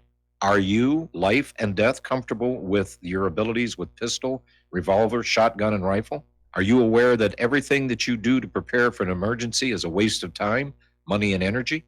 If you haven't honed your abilities to their highest level to protect and keep what you have, do you have the repair parts that will most likely be needed for each of your firearm, and do you have the ability to install those parts? Could you completely clean every firearm you own? Are you aware that your body won't go where your mind hasn't been? In other words, without proper training, followed by regular practice, you probably will not win a gunfight. Well, how did you measure up? Take the once-in-a-lifetime opportunity to start correcting your deficiencies by receiving your Commander Lifetime Membership with Front Sight Firearms Training Facility. A one-time donation to RBN for $500 will give you a Commander Lifetime Membership at Front Sight as a tremendously huge thank you bonus. See details on RBN's webpage to make it happen. The clock is ticking. You had better be ready before it happens. We will not go down in the night without a fight. You can burn up our mosques and our homes and our schools, but our spirit will never die. We will not go down in Gaza tonight. And aloha, America. Welcome back to our show here. And I was mentioning before, Project Veritas has their third installment of the exposure of the deep state out. And you probably remember the first tape involved this individual who was literally bragging on tape that he was a communist and that he was working to push the communist agenda while on the State Department time, in other words, on the taxpayers' dime, and was laughing and saying, you know, nothing's going to happen, I can't get fired. He's now been fired. Okay, over in Korea, North and South Korea are planning on forming a joint military committee. In other words, they're reunifying the militaries of the two Koreas. And this committee is going to be charged with maintaining communication and prevent any accidental clashes. This is a hugely important step. And to me, it's clear. Korea is going to reunify. They're not going to wait for the United States to declare an end to the war. They've all but ended it themselves. And apparently this third summit went really, really well and was topped off with a visit to Heaven Lake, which is a spiritually important lake in Korea. And Moon Jae-in had always wanted to visit the lake and also Mount Pektu, which straddles the border between North Korea and China. And of course, because of all the tensions, he couldn't get there. It was a lifelong dream, and he got to do it. And there's a photo of him just literally bending down and scooping up some of the lake water in his hands. So that was a good moment here. Story coming on out of the BBC, the U.S. ready to restart negotiations with North Korea. Pardon me. U.S. Secretary of State Mike Pompeo says he's ready to restart negotiations with Pyongyang with the aim of denuclearizing North Korea by 2021. And North and South Korea are clearly reunifying. And as that proceeds, Kim Jong-un isn't going to need his weapons. He's already shut down another major missile launch site. Pompeo is struggling to look like he is still relevant to the process because North and South Korea are clearly leaving the United States behind in all of this.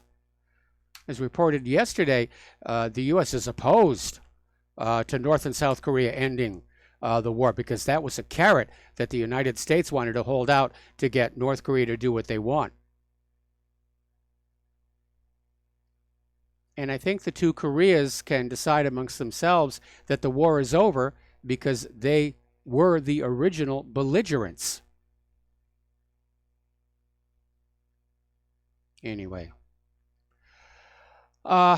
More about that Salisbury poisoning.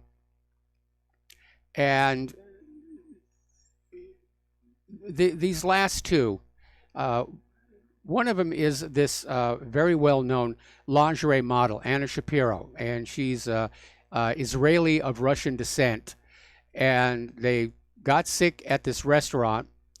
Everybody screamed, "Nerve agent." The authorities said, "No nerve agent." Then Anna Shapiro came back and said, "Well, it was rat poison. It was rat poison. Putin wants me dead." Because her father supposedly has ties to the Kremlin, which doesn't really make a lot of sense. It turns out that the lingerie model is married to a guy named Alex King, who once tricked Prince Charles into thinking he was an actor from the popular film The History Boys. So it's all, fun and games. Now, Alex King has been discharged from the Salisbury District Hospital. And he was previously assistant to an aristocratic prankster, self-styled Lord Edward Davenport, who wound up in prison for 8 years, involving a £4.5 million fraud. So you become a media star, and the things that you have done in your past, they will get dug out.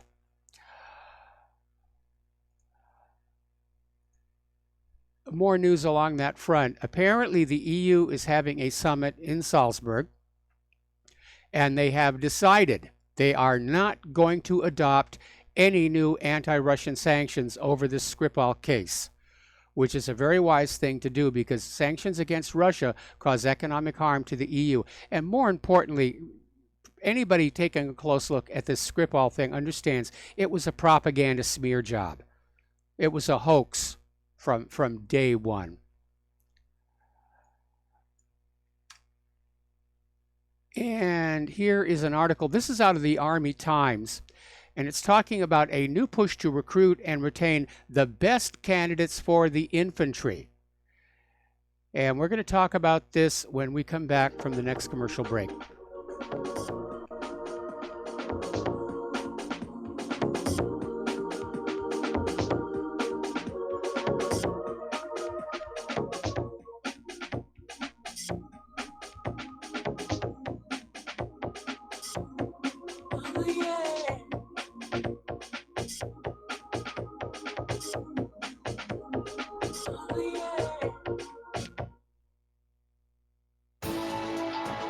You are tuned in to the Republic Broadcasting Network. Visit our website by going to republicbroadcasting.org.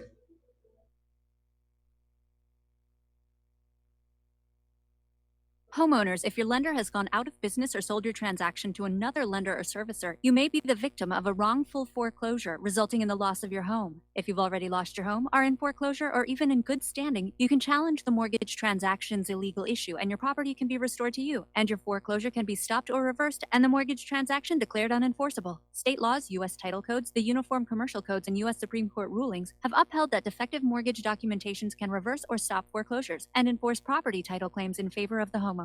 We are having successes in stopping the process of foreclosure, the enforcement of the foreclosure judgments, the sale of property, and evictions after the sale. We are not attorneys, and we don't give legal advice. We are a professional team of legal researchers, providing forensic mortgage audits and expert witnesses. We have the knowledge to produce the evidence and enforce laws regarding your legal issues. We've been in business for 12 years without a complaint. Consultations are free, and we provide a free title search to confirm if your mortgage has legal defects. Please call 855-253-3748. 855, 2, keep it today.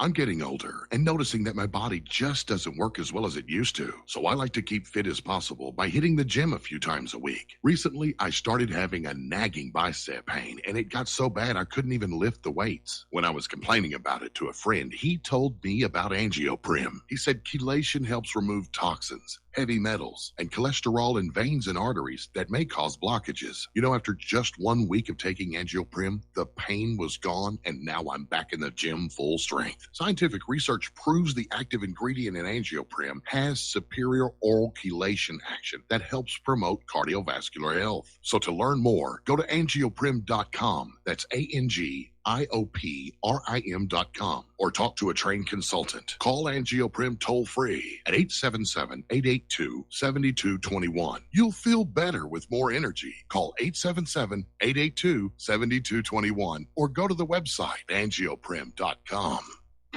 Without the right accessories, any guy can be off the mark. Whether you've invested thousands in your arsenal or you own a single trusted firearm, a visit to AROutfitting.com is in order. It's one of the finest online selections of tactical optics and AR parts and add-ons, like EOTech, quick target acquisition with no peripheral loss. Browse the full range of Nikon scopes and binoculars.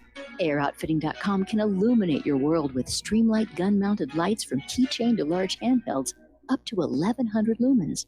Find some stability with Battenfield tactical bipods. AROutfitting.com has CMMG gun parts, barrels, assemblies, handguards, part kits, and more, plus magful clips and magazines. I know I've got you excited, so take a breath. Head to AROutfitting.com. The site's super easy to navigate and features a ton of technical info, including links to manuals. We also welcome vendor and manufacturer inquiries. Remember, if you don't see it, we can get it at AROutfitting.com.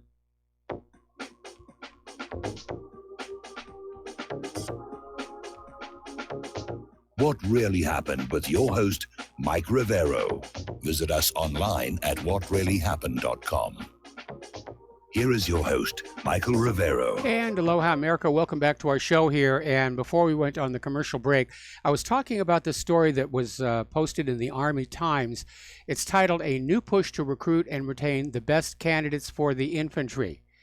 And basically, they're saying that the U.S. Army has now set up a special task force on how to get better quality recruits.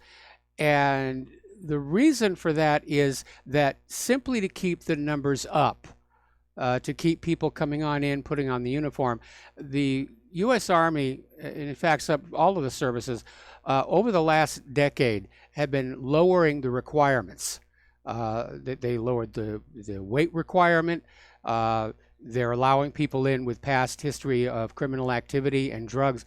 And these are not really people who make good soldiers, but they look good standing there in the uniform. But now that we're on the edge of real warfare, which is going to also include ground warfare, I think somebody at the Pentagon looked at the Army and said, this needs to be brushed up a little bit. Now, the reason the military was lowering the standards is they can't get good people to sign up, because everybody knows there are wars out there. And even though only a small percentage of recruits actually find themselves in combat, they're still in combat, and there's a chance that you could lose important bits of your body. And for the rest, they could spend their entire time in service peeling potatoes or maintaining helicopter transmissions. And there's a lot of recruiting going on TV. Over at taskandpurpose.com, they have an article on how Captain Marvel is the recruiting tool of the Air Force's dreams. And you've probably seen there has been a lot of these comic book movies of late, and more recently, they always seem to tie in with some kind of a military theme.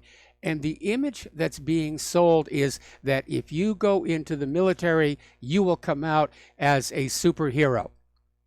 A while back, there was a commercial involving a Marine in dress blues with a Mamluk sword vanquishing a demon. That's the image they're selling. If you're in the military and you're in a uniform, you are a superhero. And everybody's going to look up to you like you're a superhero. And it is, again, more and more propaganda. And speaking of propaganda, this one is just plain silly.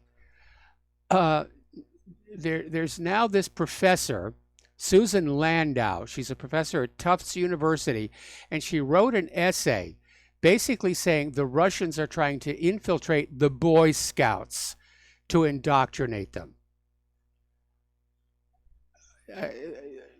I don't know, was it the Russians who said the Boy Scouts have to let girls in now? But I mean, this is right out of Cold War paranoia, where the Russians, back in the 50s and 60s, anything went wrong, oh, it's Russian infiltrators, it's Russian subversion. And our government was being subverted. We were just looking in the wrong direction. We should have been looking at Israel. All right, let's take some phone calls. Peter in Los Angeles, aloha. Welcome to the show. What's on your mind? Hey, Michael. I'm the one that sent you in that Army Times article.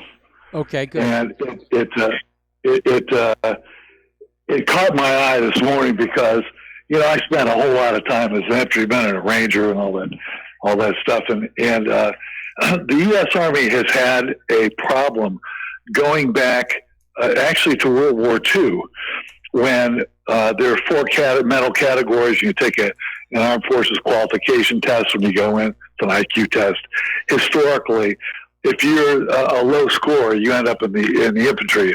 And if other than that, you're like a computer programmer, an air traffic controller, a logistician or something. But the very last of the people go to the infantry historically.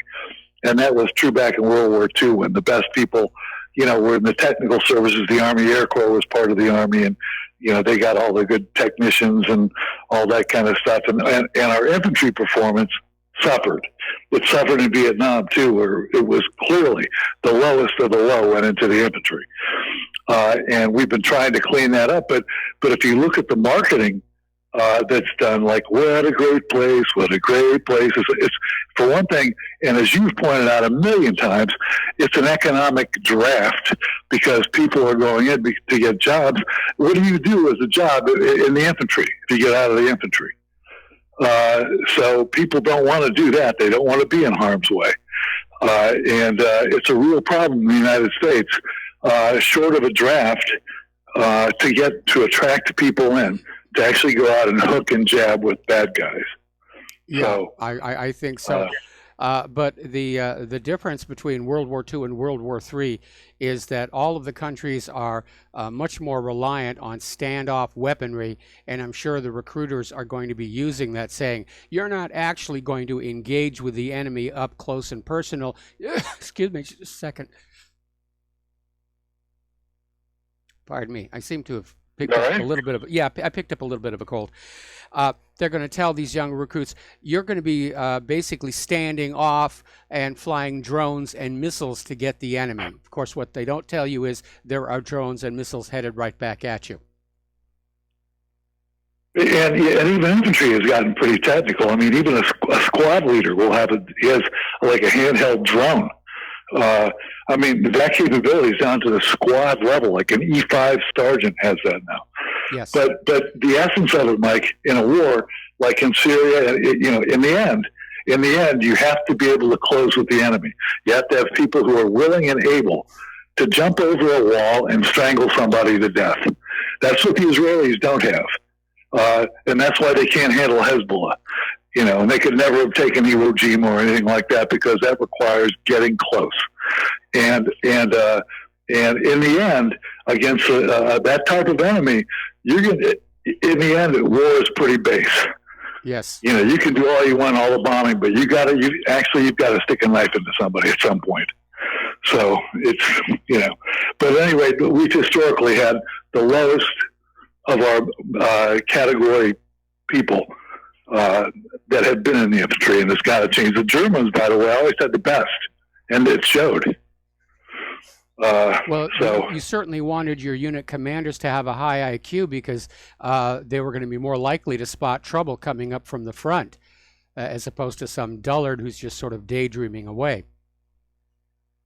Well, that's the problem Mike, is it not with the officers so much, because the gateway to promotion in the U.S. Army and the Marine Corps, you're not going to be chief of staff or commandant of the Marine Corps unless you're armor or infantry or some combat arms guy, artilleryman or something.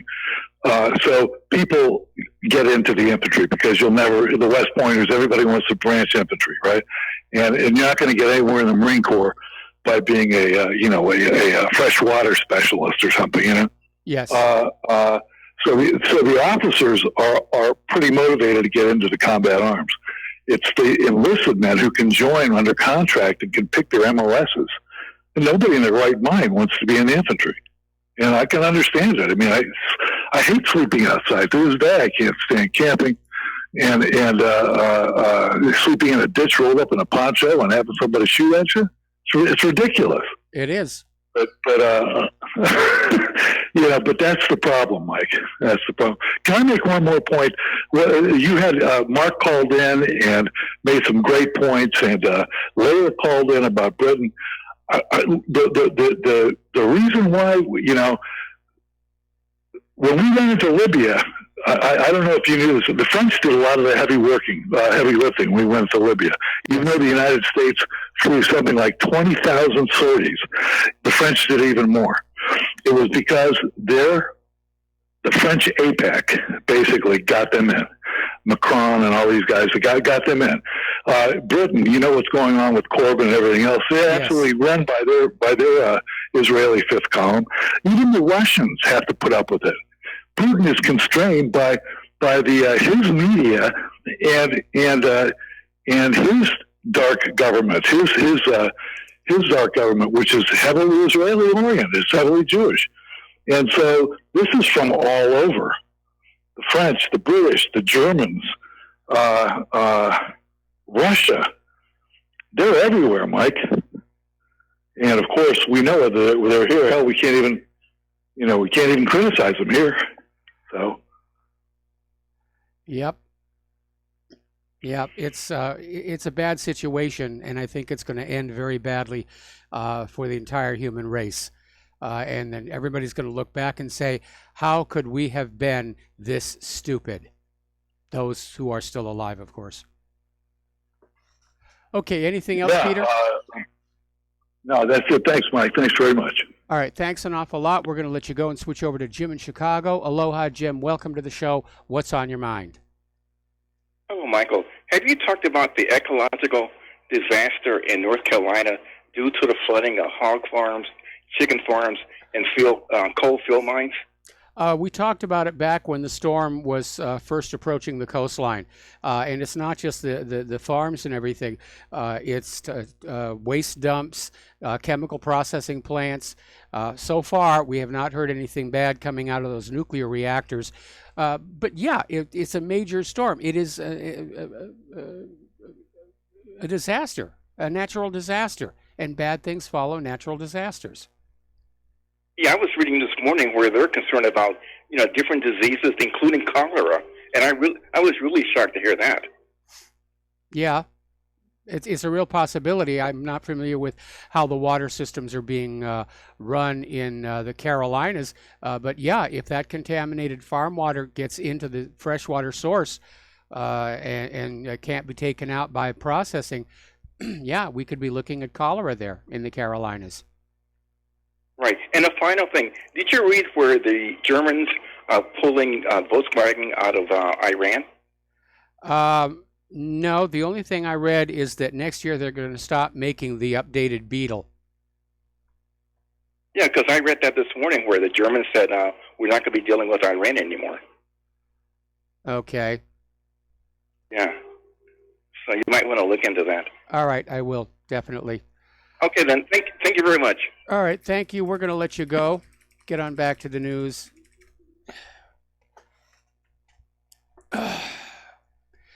Getting on back to war and death, grief, and sorrow. Air Force Secretary Heather Wilson is calling for a 24% increase in squadrons in order to prepare for war against a major power. She made this announcement Monday and basically listed China or Russia as the area of concern. So more money, just more money. And so under the expansion plan outlined by Wilson, the Air Force needs to grow by 74 additional squadrons by 2030. She said the number was based on internal reports using intelligence estimates of what the service would need as far as manpower to be victorious in the next conflict. So, anyway. Another little article here, this one coming out of Military Times. The next war might include mind-controlled drones. And DARPA is out there running tests on drones that are controlled directly by brainwaves in order to make them much more responsive, where you simply think where you want the drone to go and it will go there. And you think what you want the drone to do and it will do it. So you take out that little tiny lag of having to move a controller, push a button. And again, it's all very expensive technology, which means the war is going to be expensive. And ultimately, all wars are not just economic in their causes, they're economic in their outcome. Because it doesn't matter how many weapons or personnel you have, the first country to run out of wealth loses. And so having hideously expensive weapon systems is actually a bad strategic decision. Story coming out of FortRuss.com. Excuse me a second. Story coming out of Fort Russ. The U.S. is now admitting that they have nothing that can stop Russia's hypersonic maneuverable weaponry. And the American Anti-Missile Defense Agency is saying the current American interceptors are unable to deal with the maneuverable hypersonic missiles of their enemies. So what's the solution? Oh, we got to give them more money. We need to get them new interceptors. Money, money, money, money, money, money, money, money. Eisenhower did warn us, and boy, it's amazing how prophetic he was. So let's talk about our domestic political situation, and let's start with this whole Brett Kavanaugh circus. Story out of the Political Insider, basically saying if Christine Blasey Ford doesn't testify, Brett Kavanaugh will be confirmed. Now, Grassley set a 10 a.m. deadline tomorrow for Ford to acknowledge that she was going to be at the hearing on Monday. Ford, through her lawyer, has responded saying that she's willing to testify sometime next week, but not Monday, and that there have to be all kinds of terms agreed to ahead of time to make sure that the hearing is fair to Christine Ford, that it's not biased against her. So Ford and her lawyer are trying to act like they're in control of the Senate, dictating when the hearing takes place and under what terms it will be held. So I think what Katz is probably trying to do is they're going to come up with terms that will be simply unacceptable to the Senate, and then they can put the blame for Ford not testifying on the Senate hearing, on the Senate committee, rather than on Ford herself. Now, speaking of Deborah Katz, who is Christine Ford's lawyer, it turns out, in addition to being a Washington, D.C. lawyer, she's vice chair of the board of the Project on Government Oversight, and POGO for short, Pogo co-signed a letter to Senator Dianne Feinstein and Senator Grassley, along with a variety of leftist groups, demanding the Kavanaugh records. This was part of the obstruction tactic to demand more and more records, and Kavanaugh turned over more records about himself than any other Supreme Court nominee in U.S. history. So where does the Project on Government Oversight get their money? From, among other sources, George Soros and his Open Society Foundation tentacles. So Christine Ford's lawyer basically is working for this Soros-funded group that opposes Kavanaugh. We'll be right back after these commercials.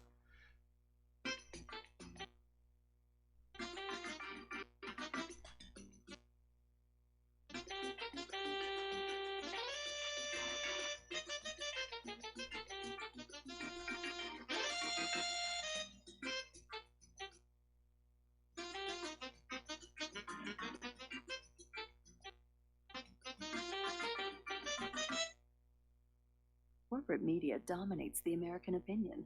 Finding independent voices that counter this avalanche is becoming increasingly difficult. With the endless corruption running rampant throughout our government, independent voices are needed more than ever to battle the offensive against our freedoms and liberties. As a listener of RBN, no one understands this concept better than you.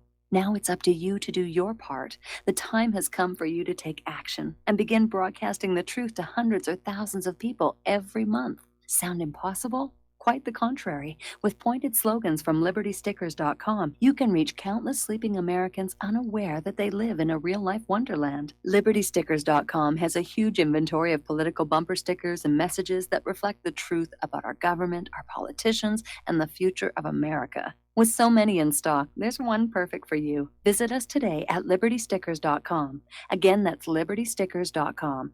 Do your part. Your voice is important. Let it be heard. Many people write us about their experience with Extendivite. Allow me to read you one from Amazon.com. I just wanted you to know I saw my doctor and I laughed because he said, "I don't know what you're doing, but keep doing it." I have been taking Extendivite. I had borderline high blood pressure, heart flutter, high cholesterol.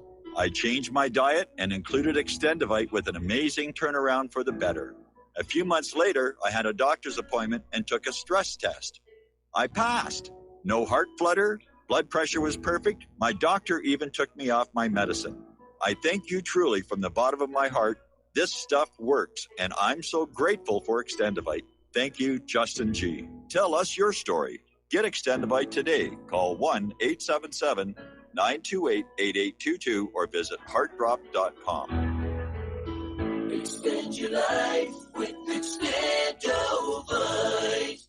Hi, folks. CBD is the home run hitter for health right now. Why, you ask? Because of what it does for the body. Unfortunately, I can't tell you all about the benefit. You know, there's reasons.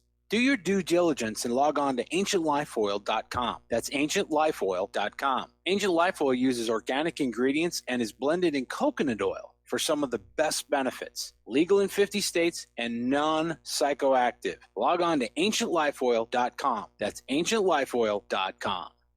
Do you worry a lot? Whether you're a college student, busy professional, parent, or grandparent, ongoing stress and elevated levels of the stress hormone cortisol can rob your memory, your health, and your future. Now you can combat the effects of stress and anxiety while improving your memory and recall at the same time with the dietary supplement Calm and Clever. Studies show that the ingredients in Calm and Clever reduce cortisol by as much as 30% in 1 to 2 weeks. Call 1-800-758-8746 or calmandclever.com.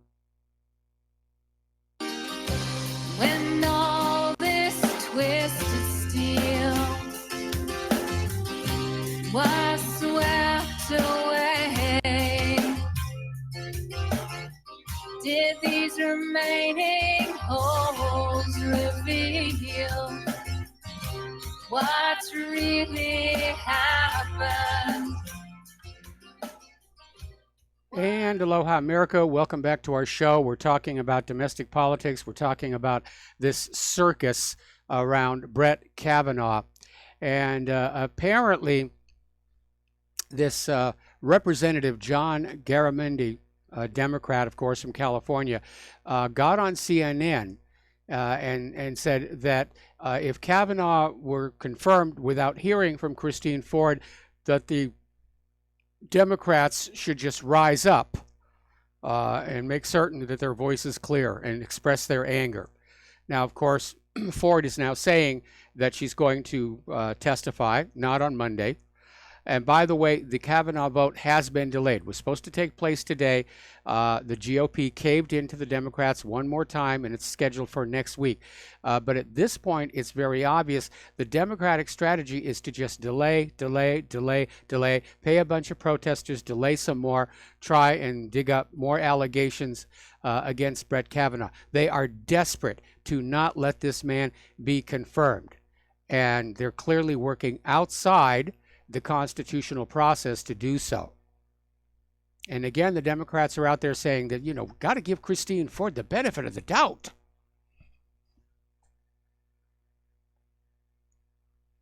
No, we don't. Again, our nation is founded on proof of guilt beyond a reasonable doubt, and an allegation is not proof. Now, Grassley has demanded that Dianne Feinstein turn over the unredacted letter from Christine Ford. She's been stalling on that one. What she let on out had been heavily redacted. And Feinstein is already saying, no, we're keeping this letter. You have to make do with the redacted one. Okay. In all of this talk about an FBI investigation into Kavanaugh over this 36-year-old allegation of attempted rape, Juanita Broaddrick has basically stepped up and said, I never got an FBI investigation when I accused Bill Clinton of actually raping me. She's making a valid point there. All right, let's take a phone call here from Lenny in California. Aloha, Lenny. Welcome to the show. What's on your mind? I'd like to get back to the Russian shoot down. You were talking to someone earlier about it being Syria's fault, but what I find interesting is that the narrative was already prepared by the Israelis and the Americans as to the fact that they said Syria shot the plane down. But what I find even more interesting, Mike, is that Syria hasn't even offered an apology to the Russians for shooting them down. Don't you find that? Okay, we need to back up a bit. Actually, the first person to publicly say that Syria had accidentally shot down the Ilyushin was Putin. And then basically the narrative developed from that, where these Israeli warplanes were trying to use the Ilyushin 20 as radar cover to sneak into Syria for the attack. And that's why, from Russia's point of view, this is all Israel's fault. Now, Israel is saying it's Syria's fault, it's Iran's fault, it's Assad's fault, blame everybody out there and try and guilt them into going along with the agenda. But again, I think it was a genuine friendly fire accident. I could be wrong. Anyway, listen, we got to take a break for station identification. There should be music playing. And we will be right back. Thank you for the phone call, Lenny.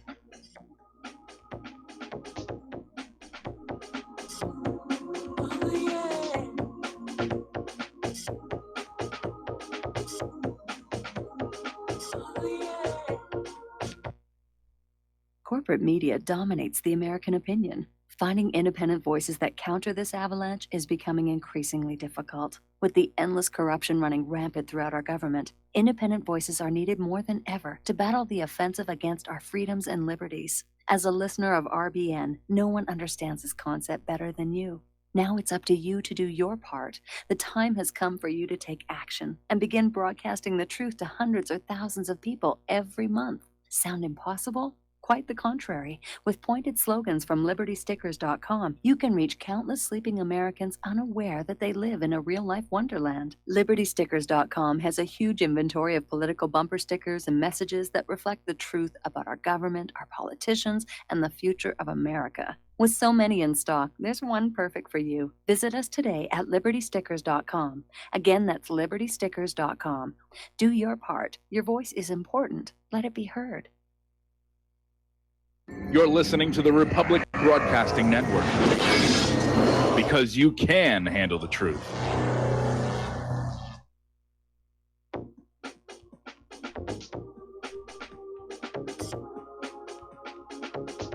What really happened with your host, Mike Rivero, the history the government hopes you never learn.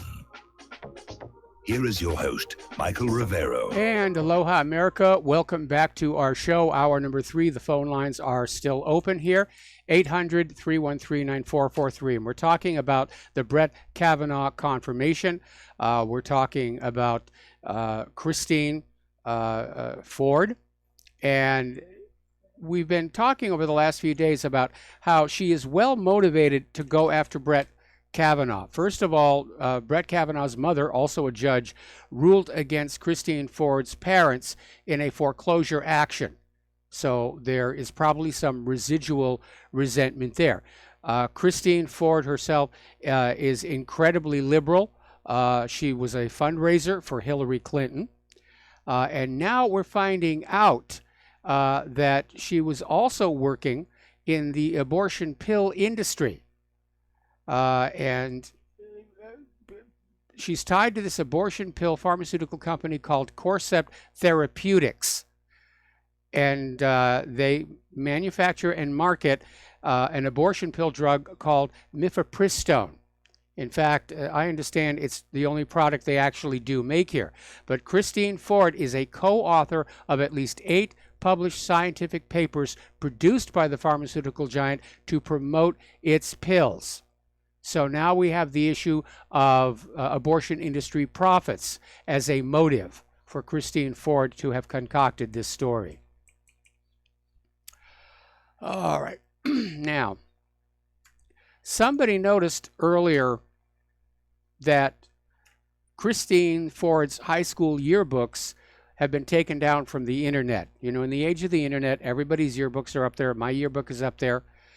And apparently somebody realized this was going to happen, and they made copies, and they're now going viral all over the net because these photos and articles inside the high school yearbooks show that Christine Ford went to this very exclusive elite school that basically they spent all their time partying. They talk about a lot of drinking.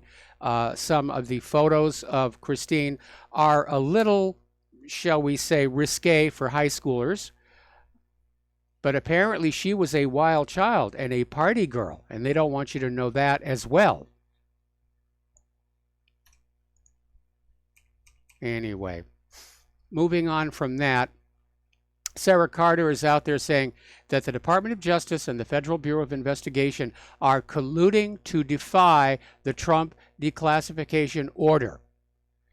That what they are going to do next week is they're going to deliver a new set of the documents that still have redactions.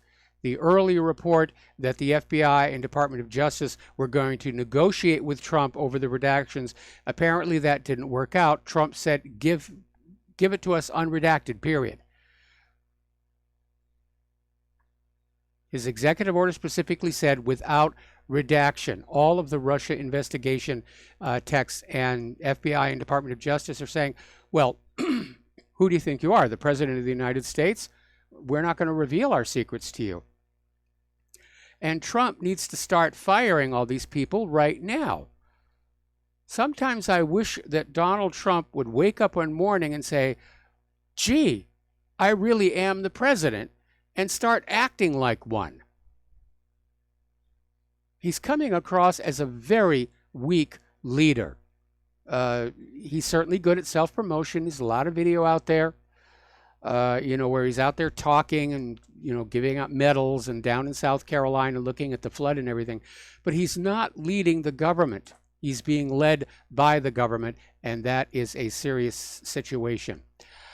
Sarah Carter is also reporting that the FBI maintained 2 separate sets of books for Spygate. One was an accurate collection of records for the upper echelon of the FBI, and then they made another one just for appearances, one that was softened. And she was on Sean Hannity's show and said that, there was two sets of books, one that was telling what was really going on and another one that was just there for show. Now, we've been talking about Project Veritas, and they're doing amazing work. And one of the things that's really amazing is after all the videos Project Veritas has done, why anybody inside the government or an organization like Planned Parenthood would just speak freely about all this stuff in front of somebody who might have a camera.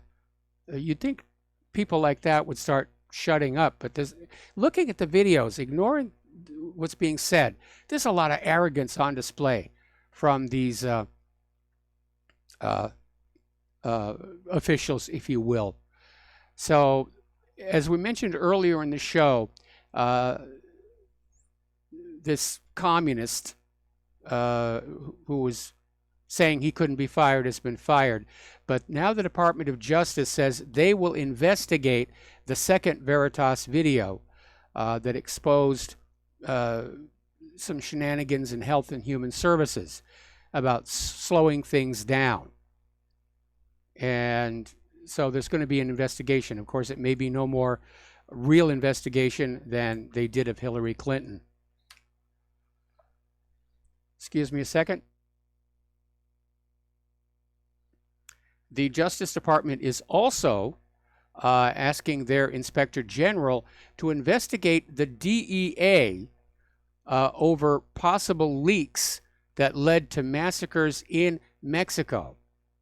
And Inspector General Michael Horowitz said that an internal review had flagged the DEA's Sensitive Investigative Units program as an area of high risk. And say that there need to be more controls in place to ensure that DEA operations, information, and personnel are protected from compromise. Basically, they're saying somebody was leaking information to the drug cartels, probably paid very well for it, and it led to a lot of deaths down in Mexico. Getting on back up here north of the border, this is out of TruePundit.com, we're getting more of these internal emails. And they're being pried out by the court system bit by bit. But recent emails from Special Counsel Robert Mueller's office show that his team members were associating with corporate media reporters outside the office. And first of all, there's the issue about information being leaked to the corporate media, which is a tacky no-no, and I understand Larry Klayman is actually looking at filing a lawsuit against Mueller for the grand jury leaks. But the other problem is that once they were outside the office, they could use their own personal communications device, which are not secured. And if you're sitting in an open restaurant talking about Mueller's sensitive and classified Trump investigation, you can be overheard. This was incredibly reckless behavior. Now, up at Judicial Watch, Tom Fitton is saying they're going to court again, trying to get the Fusion GPS records. And they're before U.S. District Court Judge Reggie B. Walton regarding communications of the Office of the Attorney General with Nellie Ohr, the wife of former senior Department of Justice official Bruce Ohr, who was critical to the creation of the Clinton DNC dossier, the dodgy dossier, the P dossier, whatever you want to call it here. And the subject of the hearing was the lawsuit that Judicial Watch filed all the way back on March 1st of this year, after the Department of Justice failed to respond to their December of 2017 Freedom of Information Act request. So they're having to go through the court system again. And Judge Walton apparently openly expressed that he shares their frustration with a bureaucracy that is trying to keep secrets. Do you remember the DNC fraud lawsuit? For those of you who don't, here's a quick recap. During the 2016 election, it came on out that the Democratic National Committee, under the command of Debbie Wasserman Schultz, actively worked to prevent Bernie Sanders from winning the nomination. They literally rigged the primaries for Hillary Clinton. And they were promptly sued by a bunch of Democratic donors who said, we donated money to the Democratic Party on behalf of Bernie Sanders, and you guys cheated him. We want a refund. Now, the lawsuit was dismissed initially by a judge on jurisdictional grounds, but the dismissal is in the process of an appeal in the Federal 11th Circuit Appellate Court. And a hearing on the matter has been set for the 25th. And again, delay, drag it out and drag it out. And this fraud lawsuit is no stranger to unusual and atypical occurrences. The latest is the judge who was hearing this appeal has been recused. Judge Robin S. Rosenbaum, has now recused himself from the case. I mean, this case, there's missing information, destroyed evidence, strange, unaccountable deaths of people. It is a mess over there. Now, we were talking yesterday about how activists in Chicago had succeeded in getting the city to say no to Barack Obama's Obama Center, which was going to take up a big chunk, 19.3 acres of a public park. And the people of Chicago wanted to have the park. And this whole project got started because originally they were told this would be Obama's presidential library, which is definitely something that you want to have in your city. And they got bamboozled. The presidential library is going to be elsewhere. This is just going to be an Obama Center. It's basically his ego on display. And it went back and forth, and the permitting hadn't been completed, but the construction people are already cutting down the park's trees, which everybody is very upset about. Well, Rahm Emanuel has apparently stepped on in because the Chicago City Council is now set to approve plans for the Obama Center. And here's where it gets really interesting. The Obama Presidential Center is going to pay just $10, that's 10, for a 99-year lease. $10 for a 99-year lease. Okay, let's take a phone call. Fred in Michigan, aloha. Welcome to the show. What's on your mind? Well, that lease, I would speculate, is brought to you by Mr. Casino Magnate, Talmudic, Kabbalah, Zohar, Ashkenazi, what's his name out there? Oh, man, you know that big Sheldon time Adelson? casino dude. Yes, thank you. Him and the Annenberg Group. You know who, let's see, NoPlaceForCorruption.com, guy out of Philadelphia that comes on Sundays or Saturdays with Rick Adams. That guy's been tracking this for about 20 years. So yeah, it looks like Saul Alinsky is reincarnated in the this Talmudic life form, Rob Emanuel. But you know, these unsolved mystery murders of Seth Conrad Rich and his 5 friends, they all were murdered within 5 weeks. There were 6 murders within 5 or 4 weeks. Well, there was a rapid string of murders. We don't know how closely interconnected all these people were with each other or with Seth Rich. But yeah, during the height of the 2016 campaign, there were several new additions to the Clinton dead bodies list. Well, these guys, Mike, the people at AIM, American Intelligence Media, two of your callers identified that group earlier this week, I think, Monday. Scott in Texas and Mo in Florida. And they tweaked my memory because Andrew McKibben and this other guy, Douglas Gabriel, Gabriel's former NSA, former Jesuit, and Andrew McKibben and his associates of Leader Technologies, they developed this really advanced internet technology software. And it was hijacked, stolen from them, patent infringements all the way. They went to court, and the judge, they ultimately determined, was big time on the take because he had major holdings in the companies that stole Leader Technology. Mm-hmm. And they also revealed, you spoke earlier about Russia's, unparalleled missile technology. I think it's called the Sunburn missile. This hypersonic maneuverable thing.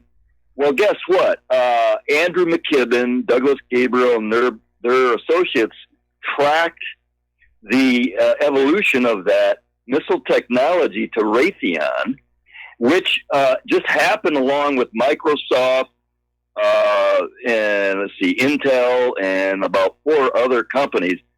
They went over to some suburb of Moscow, I believe it is, Skolnikov or something like that, Skolnikov, and it's a big time sort of it's definitely high tech R&D, and so essentially, Mike, what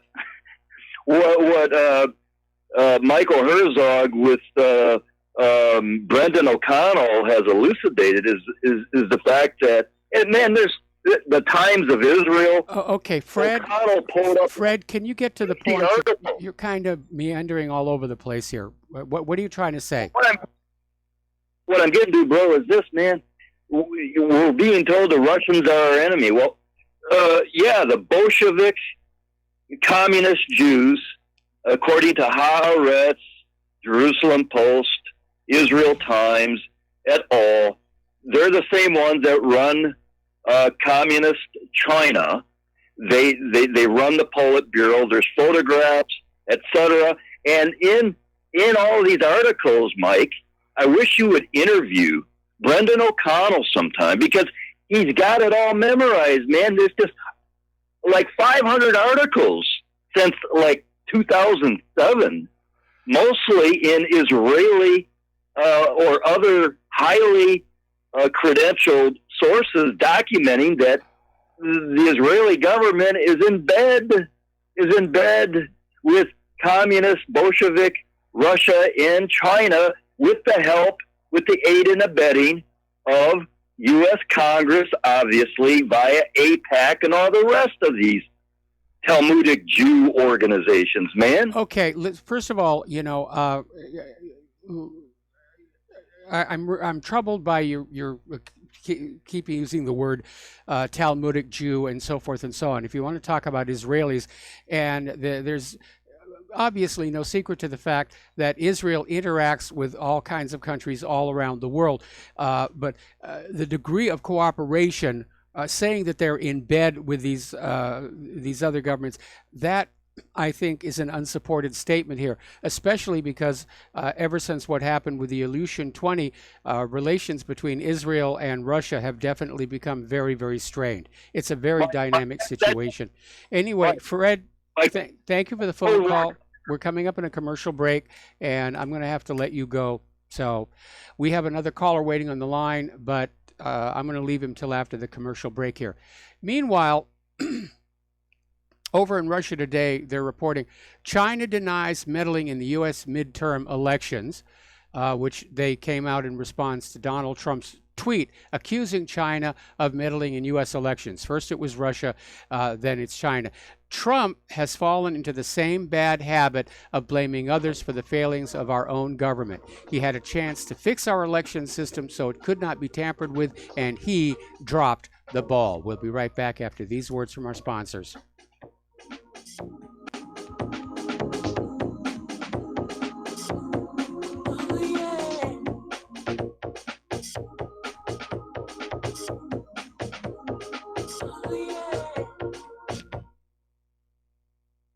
Extendivite really works. Just listen to what some people have to say. About 6 months ago, my wife bought Extendivite. She didn't tell me she was giving it to me. So after about 3 days, I said, maybe the weather's changed or something. I said, my legs feel really good.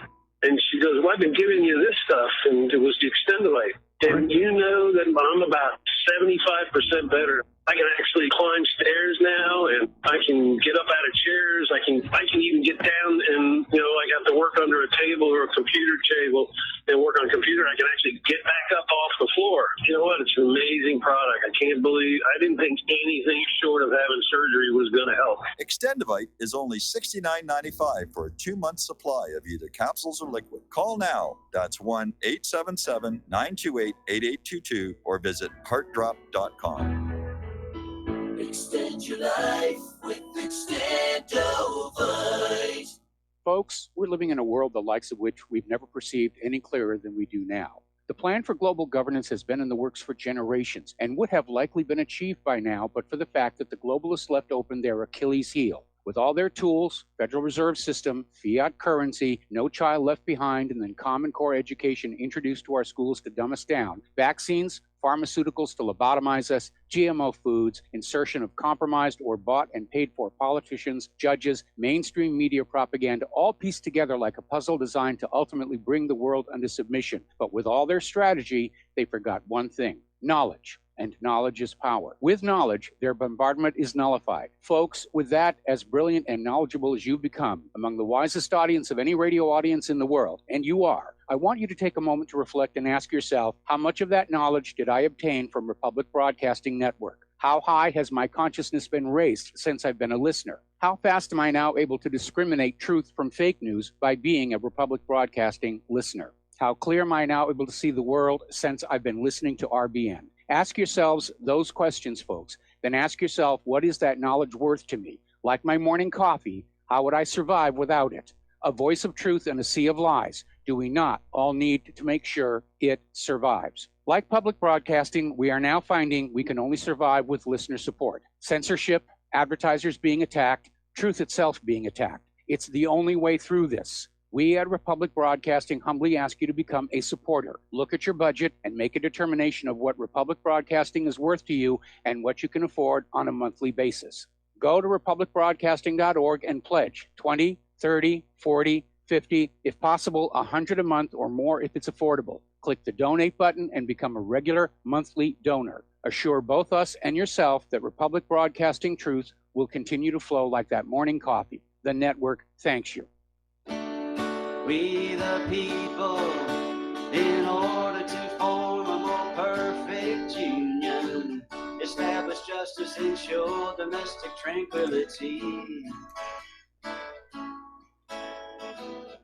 provide for the common defense, promote the general welfare, and secure the blessings of liberty.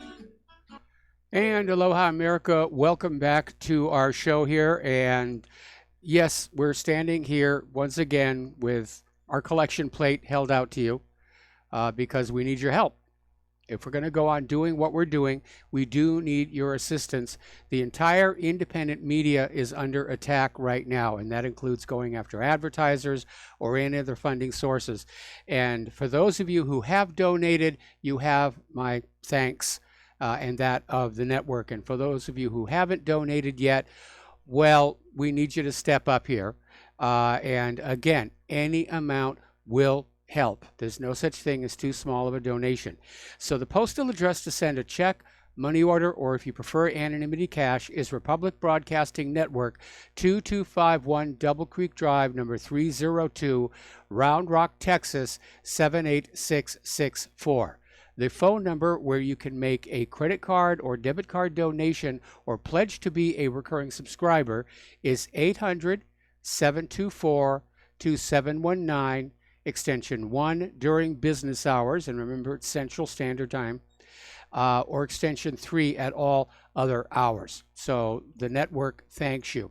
All right, we're going to go back to the phones here to Stuart in Florida. Aloha, Stuart. Welcome to the show. What's on your mind? Okay, Mike, thanks. First, let me embarrass you a little bit by telling you what a great show you have. I've been listening for about 4 months. I remember you from years ago, I think, and a friend reminded me of you, and I started listening, and I never regretted it. So anyway, I hope you feel fully embarrassed now. I do. Okay. Well, I just wanted to give you a heads up that there's a big counteroffensive by ISIS in Deir ez-Zor, and being reported by Al Masdar News. And, you know, the thing is, I don't think they're going to let Putin get out of there without getting into a war. You know, whatever happens, whatever he tries to do, you're right there to try to provoke something. And, Yes.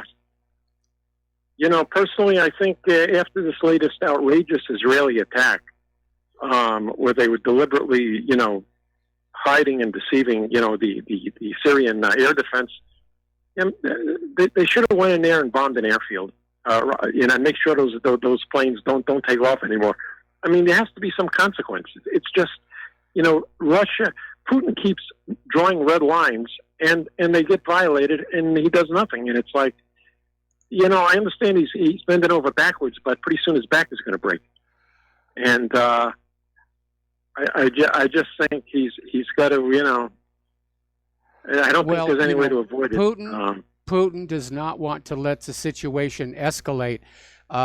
You know, Russia and Syria and whatever Iran's presence actually is in Syria, they pretty much have won the war, except for Idlib. And obviously all of these Israeli actions, the U.S. actions, all of these ships showing on up is an indicator that the United States is not going to allow Syria to win this war. They're just looking for an excuse to just go on in, whether it's going to be a false flag attack of some kind. Again, we were reporting yesterday where the language has been changed, and they're no longer talking about a chemical weapons attack. They're saying any attack. And if this report about an ISIS counterattack from within Idlib, well, obviously Syrian and Russian forces are going to have to respond to it. And the U.S. may say, oh, look, there's an attack going on, and just launch. But this is, I think, this is in Deir ez-Zor, which I think is in the southeast. It's in Deir ez-Zor. It's right close to a U.S. base. That's right. You did say that at the beginning. I'm still focused on the situation in Idlib. I'll take a look at that and see if I can get a confirmation. One other thing I'll let you go is, you know, you often say Trump's got to put on his brass knuckles. Trump will tell you what you want to hear. I learned the hard way after voting for him. He's total BS, and his cowardice is just unbelievable. But you can't even get him to declassify documents that would expose his enemies. And the latest I heard on that is that they're not going to be totally declassified because the other side is going to kind of send it out in dribs and drabs, hoping the Democrats will win the election. You know. Well, So, yeah, I anyway. agree. And, you know, Trump is proving to be a very weak leader. And it's amazing when you look at how easy he is to manipulate by the deep state. I mean, he's giving them all the wars that they want. You have to wonder, why are they still after him as hard as they are? And I think it may be because they're worried that one day he may wake up and say, yes, I'm the president, and say, let's get a real investigation into the Clinton Foundation. Let's get a real investigation into intelligence agencies that are running guns and drugs all over the place. But from where I sit, it almost feels like the federal government is starting to tear itself apart. Yeah. Well, let's hope so. So anyway, Okay. thanks, Mike. Have a good one. All right, thanks an awful lot. I'm doing a search. I can't find that any confirmation on that Deir Azor ISIS attack, but I'm sure it'll be there soon. All right, we're going to take another break for commercials. We'll be right back.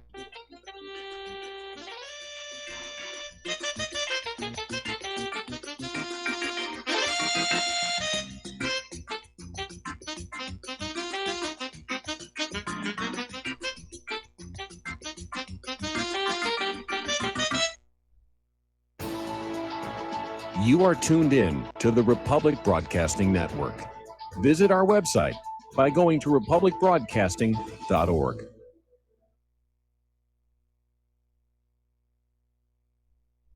Do you or a loved one suffer from migraine headaches? Listen to what scientist Kurt Hendricks has to say. 35 million people in the United States suffer with debilitating migraines. If you or a loved one are one of them, you need to know about MigraLief.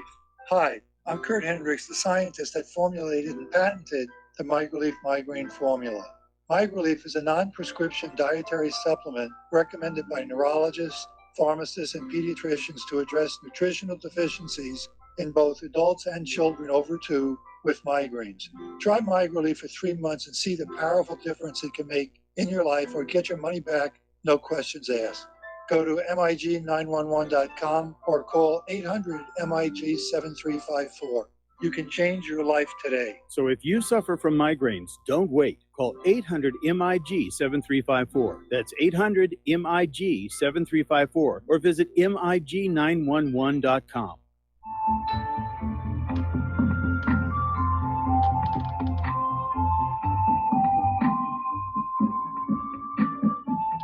Do you know there is an ongoing war right here in America? Are you aware that U.S. citizens have been classified as enemies of the state since 1933? Have you recognized that our entire government is really a vast network of interlocking corporations engaged in commerce? Look up Title 28, Section 3002. Tune in to In Defense of Humanity on Saturday nights at 7 p.m. Central Time. Find out what's really going on and learn how to protect yourself and your family as flesh and blood men and women living in a corporate reality.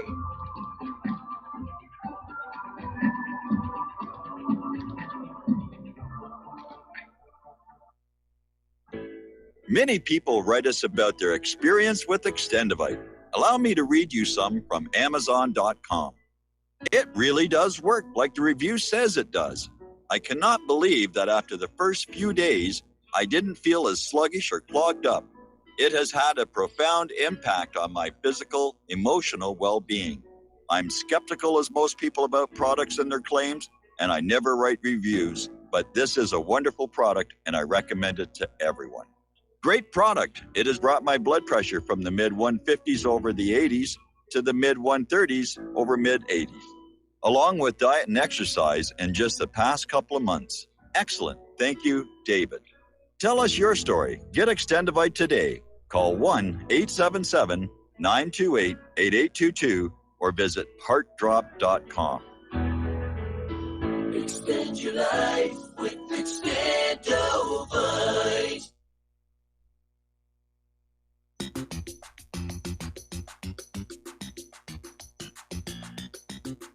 Welcome to What Really Happened Radio. Visit us online at whatreallyhappened.com. And now, set your eyes on the future and let's consider what really happened. And aloha, America. Welcome back to our show here. And I did find a confirmation that ISIS launched a big counterattack in southeast Deir ez-Zor. It apparently did not go all that well. It's actually been going on for the last 24 hours. But the U.S.-backed Syrian Democratic Forces have reportedly captured the strategic town of Baguz Fugani in southeastern countryside of Deir ez-Zor. And apparently the SDF were working in coordination with French and U.S. armies, is what they're saying, armies, that implies boots on the ground, and they achieved a major breakthrough, and the they were able to crack the Islamic State's lines after U.S. attack helicopters repeatedly bombarded the terrorists, forcing them ultimately to fall back. So that's the story on what's happening with that. All right, pardon me. Let's take another phone call. Richard, North Carolina. Aloha, Richard. Welcome to the show. What's on your mind? Well, I probably shouldn't have called. I'm sitting here getting more infuriated by what the U.S. is doing and what Israel's doing in the Middle East and in Syria, to be more specific. And I really shouldn't have called, but I get so upset when I hear what these people are doing. Well, I understand that. I hear that from a lot of people calling the show. I mean, the degree of anger that's out there is just increasing. And, I've been aware of the perfidy of the United States since the Vietnam War, and I was an activist back then. And I just am appalled by what our country is doing. I'm appalled by what Israel is doing. And I wish there was something I could do concretely to help, but there's nothing I can do. I feel so, pardon me, hopeless about that. Well, all that we can really do is work to keep ourselves fully informed as to what's really going on so that we're not drinking the propaganda Kool-Aid being poured on us by the corporate media, and to work to educate those around us as to what's really going on. Because ultimately, again, without the willing and eager support of the civilian population, war becomes a very, very difficult thing to carry off. People don't want to pay for it. They don't want to send their children. They don't believe it's moral and right. And I think we're heading into a situation where the U.S. is starting all these wars all over the place, and ultimately, I think they're going to lose. I think they are too, and I hate to say it, but I hope that they do lose.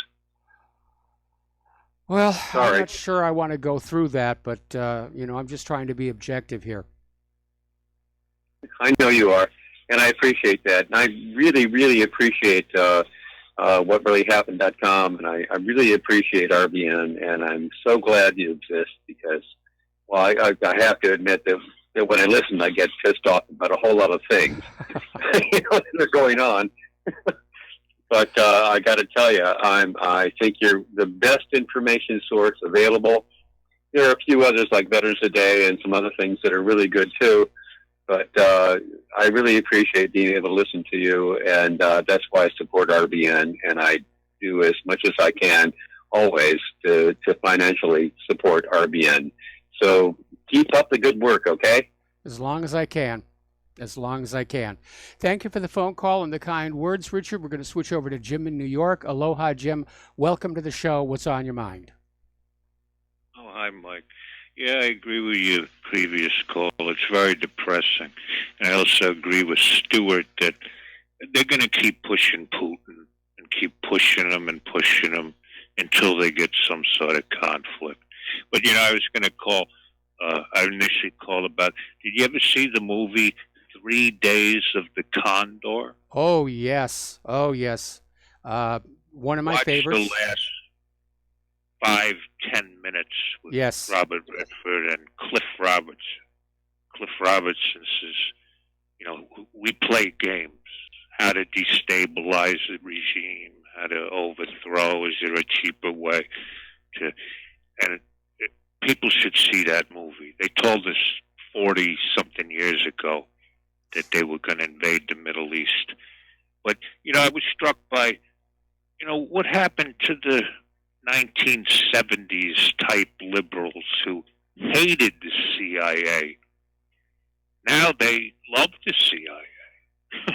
Well, it's not the same people, and the liberalism, it's not the same philosophy. Back in the 1970s, liberalism basically really did consist of the intellectuals who were trying to bring about a better world. Today, anybody who wants to feel superior just says, I'm a liberal. That makes me automatically superior to you conservatives, so just do what I tell you, listen to what I say, and don't question. And they've turned what at one point was a serious political philosophy into just a word game. And today's liberals are just walking around just looking for any reason to be offended so that they can go on the attack against somebody. Yeah, but again, I think I pointed this out a couple months ago. They're liberal on all these BS issues, but when it comes to the Palestinians or the wars, they're all in. Or by their silence, they don't mind. That's absolutely true here. And, you know, it's kind of hard to describe us as having a democratic system when the two major rival political philosophies are both representing the ultra-rich. Yeah. Yeah, it's very unfortunate, but I share your previous caller's consternation. I mean, I've called my congressman. I've called them about, and the president, 4 times, stay out of Syria, and no one listens. Nope, they it's don't. Very, very depressing. And I'm afraid the best we can hope for is a Soviet Union-style collapse, which would get ugly, but it's worse than a nuclear war. No, I think a nuclear war would be a lot worse than a Soviet Union-style collapse of this government. You know, but something's going to happen. We don't know what, but it's very obvious the U.S. system, the global system, cannot keep going on the way it's going right now. Something has to break. Something has to let go. Oh, no, I meant a nuclear war would be far worse than yes. a Soviet Union style. That's what I meant. But thank you so much, and keep up the great show. Thank you. I will just as long as I can. Thank you for the phone call, Jim. Now, Hillary Clinton is out there flapping her gums again, and she was being on Rachel Maddow's show, continuing this 24/7 media Russiagate hysteria. And Hillary Clinton was out there talking about Putin's 3-dimensional chess, and she basically went on to say, I think I was an obstacle to Russia's plans to undermine and disrupt our democracy. I think I was an obstacle to impose greater authoritarian control in Russia. I think they wanted to get me out of the way. So here's Hillary Clinton saying, I'm the victim, I'm the victim, I'm the victim. Feel sorry for me. And I do wish she would shut up. And part of this, obviously, she's still trying to boost sales for her book, What Happened, which the last time I saw one in the store was in the manager's closeout bin. So let's skip on down here a little bit.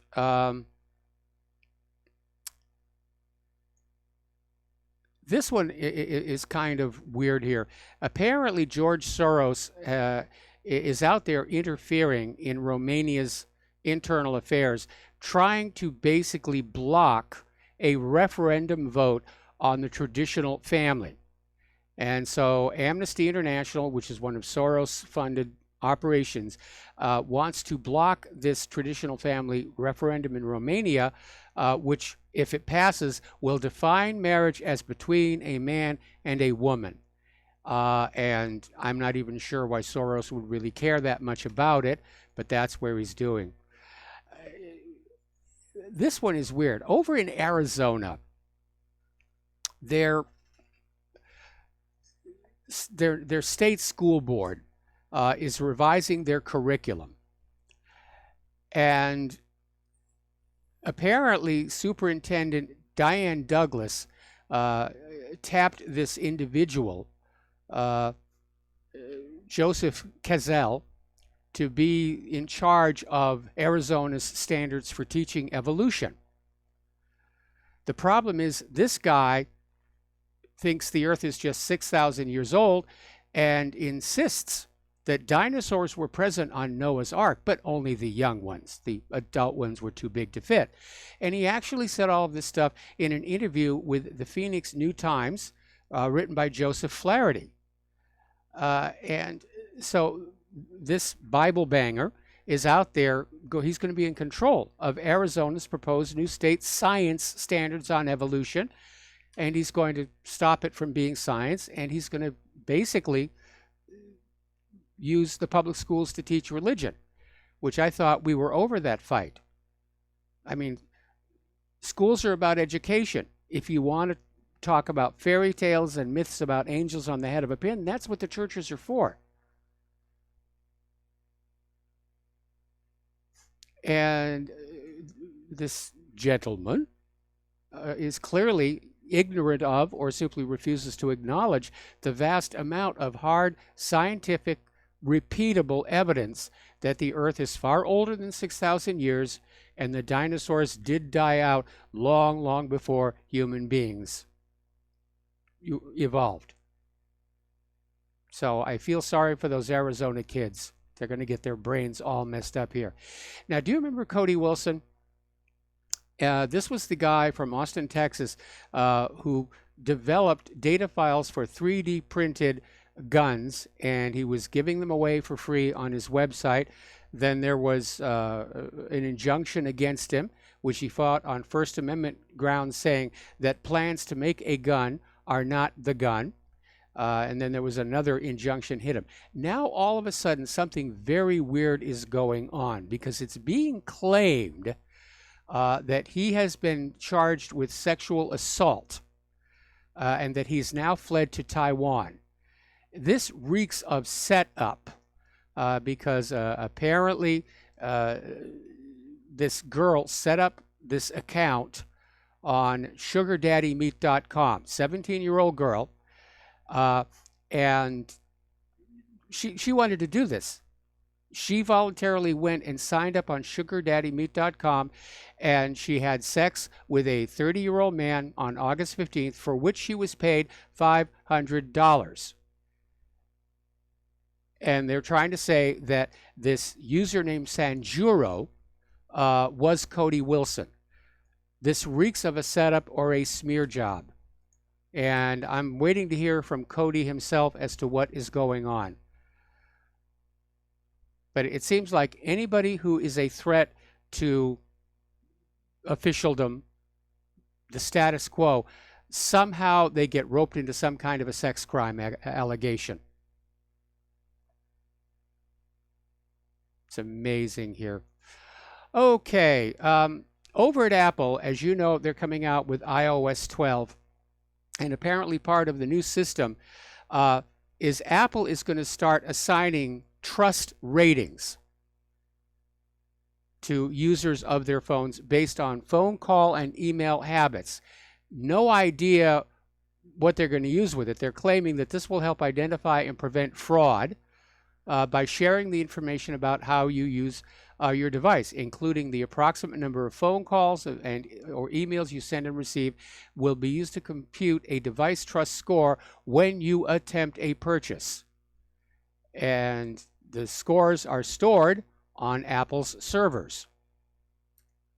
I'm not sure I'm comfortable with that. We know that the criminals are going to find a way around it very, very quickly here.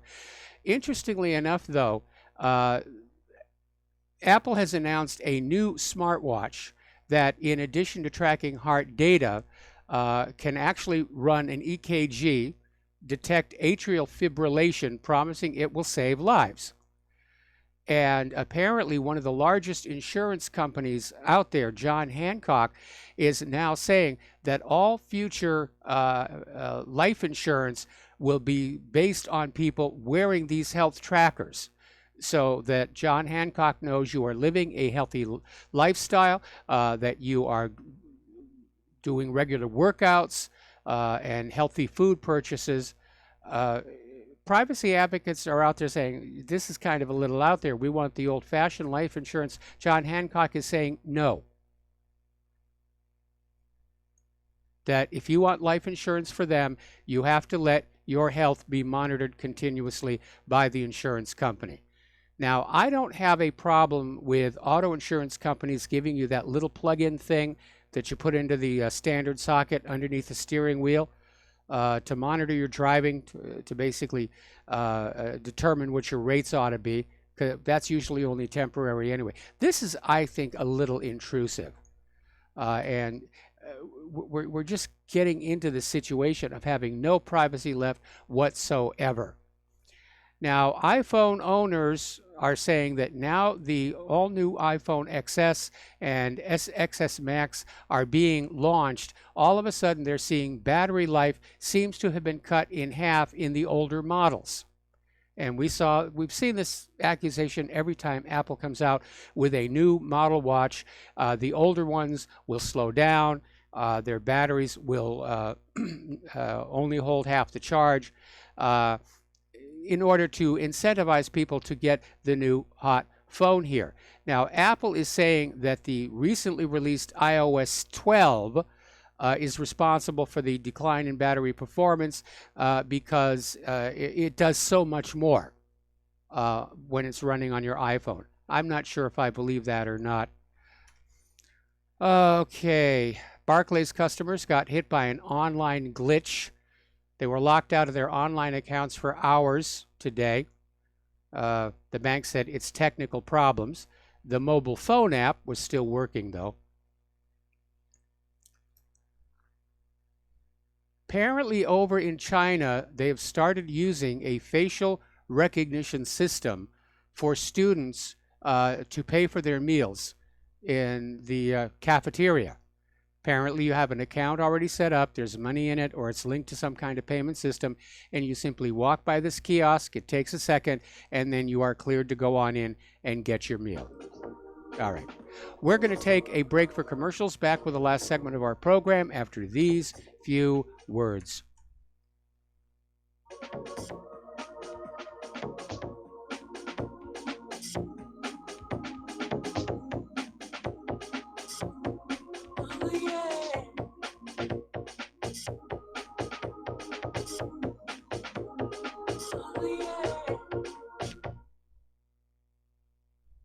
Homeowners, are you in foreclosure, expecting to be served with a foreclosure lawsuit, or suspect your lender has coerced you into an illegal mortgage transaction? A huge number of mortgages made in the last 10 years have legal issues and are possibly defective. State laws and the U.S. Supreme Court have upheld that defective mortgage documents are grounds for foreclosure defense and for counterclaims in favor of the homeowner. If your mortgage has been sold or assigned since closing the loan, it may be defective and you may be paying the wrong party, and the lender may not have standing or the right to foreclose or collect payments under the law. If you would like to know if your mortgage is legal or not, or know if you are paying the right party, we can help. Our initial consultations are free of charge. We are not attorneys. We are legal researchers and work closely with experienced lawyers who know how to help you find the evidence to help you keep your home. Call toll free 1-855-2-KEEP-IT. That's 1-855-2-KEEP-IT today.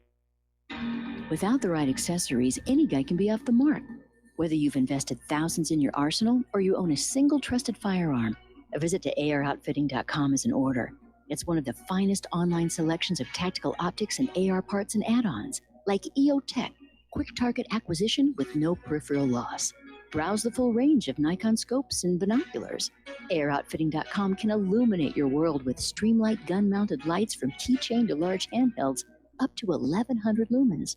Find some stability with Battenfield tactical bipods. AirOutfitting.com has CMMG gun parts, barrels, assemblies, handguards, part kits, and more, plus magful clips and magazines. I know I've got you excited, so take a breath. Head to AirOutfitting.com. The site's super easy to navigate and features a ton of technical info, including links to manuals. We also welcome vendor and manufacturer inquiries. Remember, if you don't see it, we can get it at AirOutfitting.com.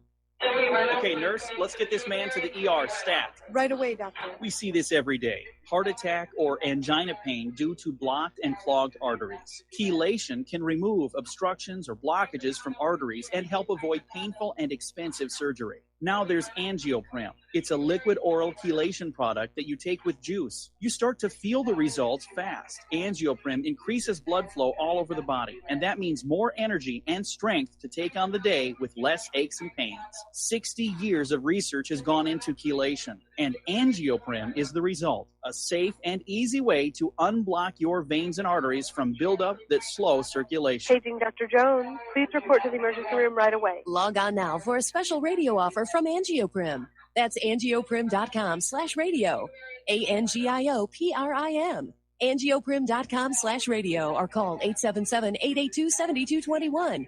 That's 877-882-7221. When all this twisted steel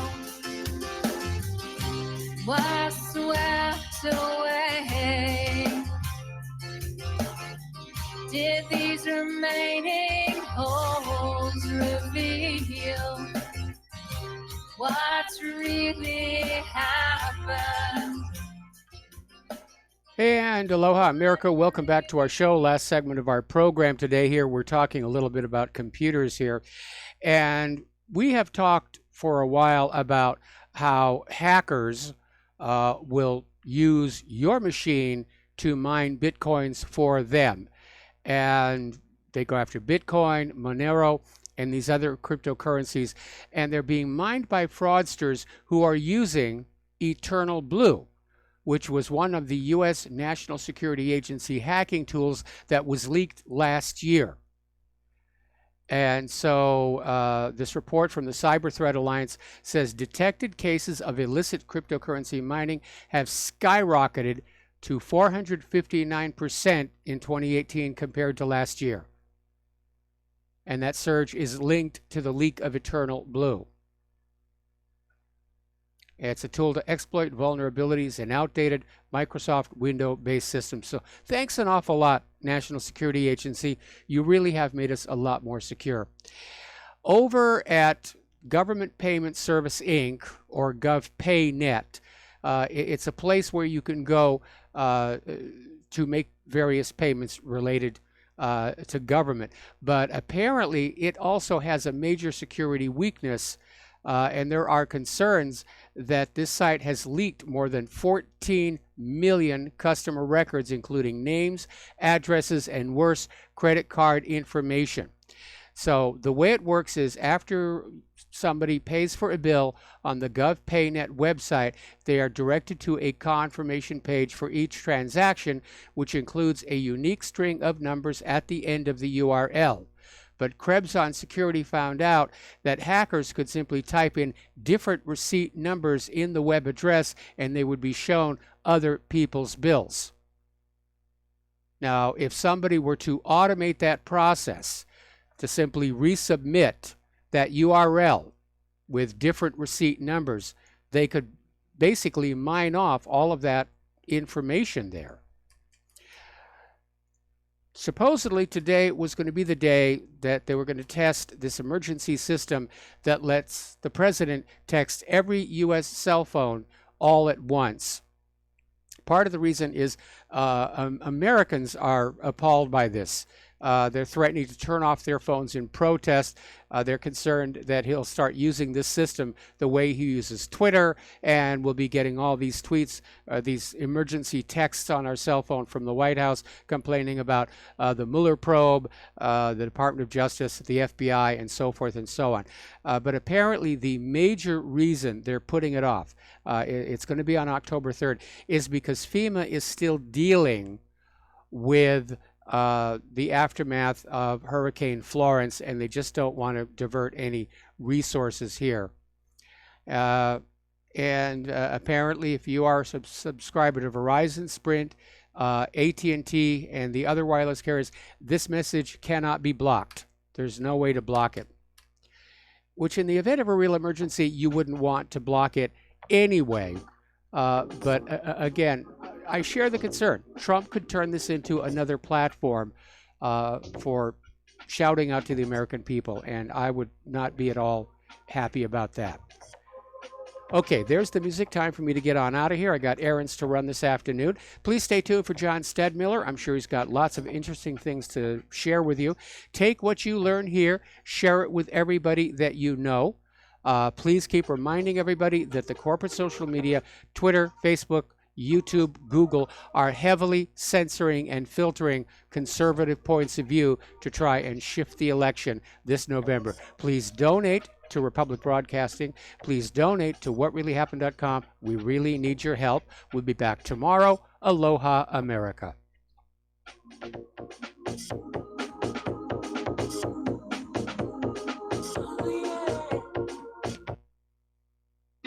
Without the right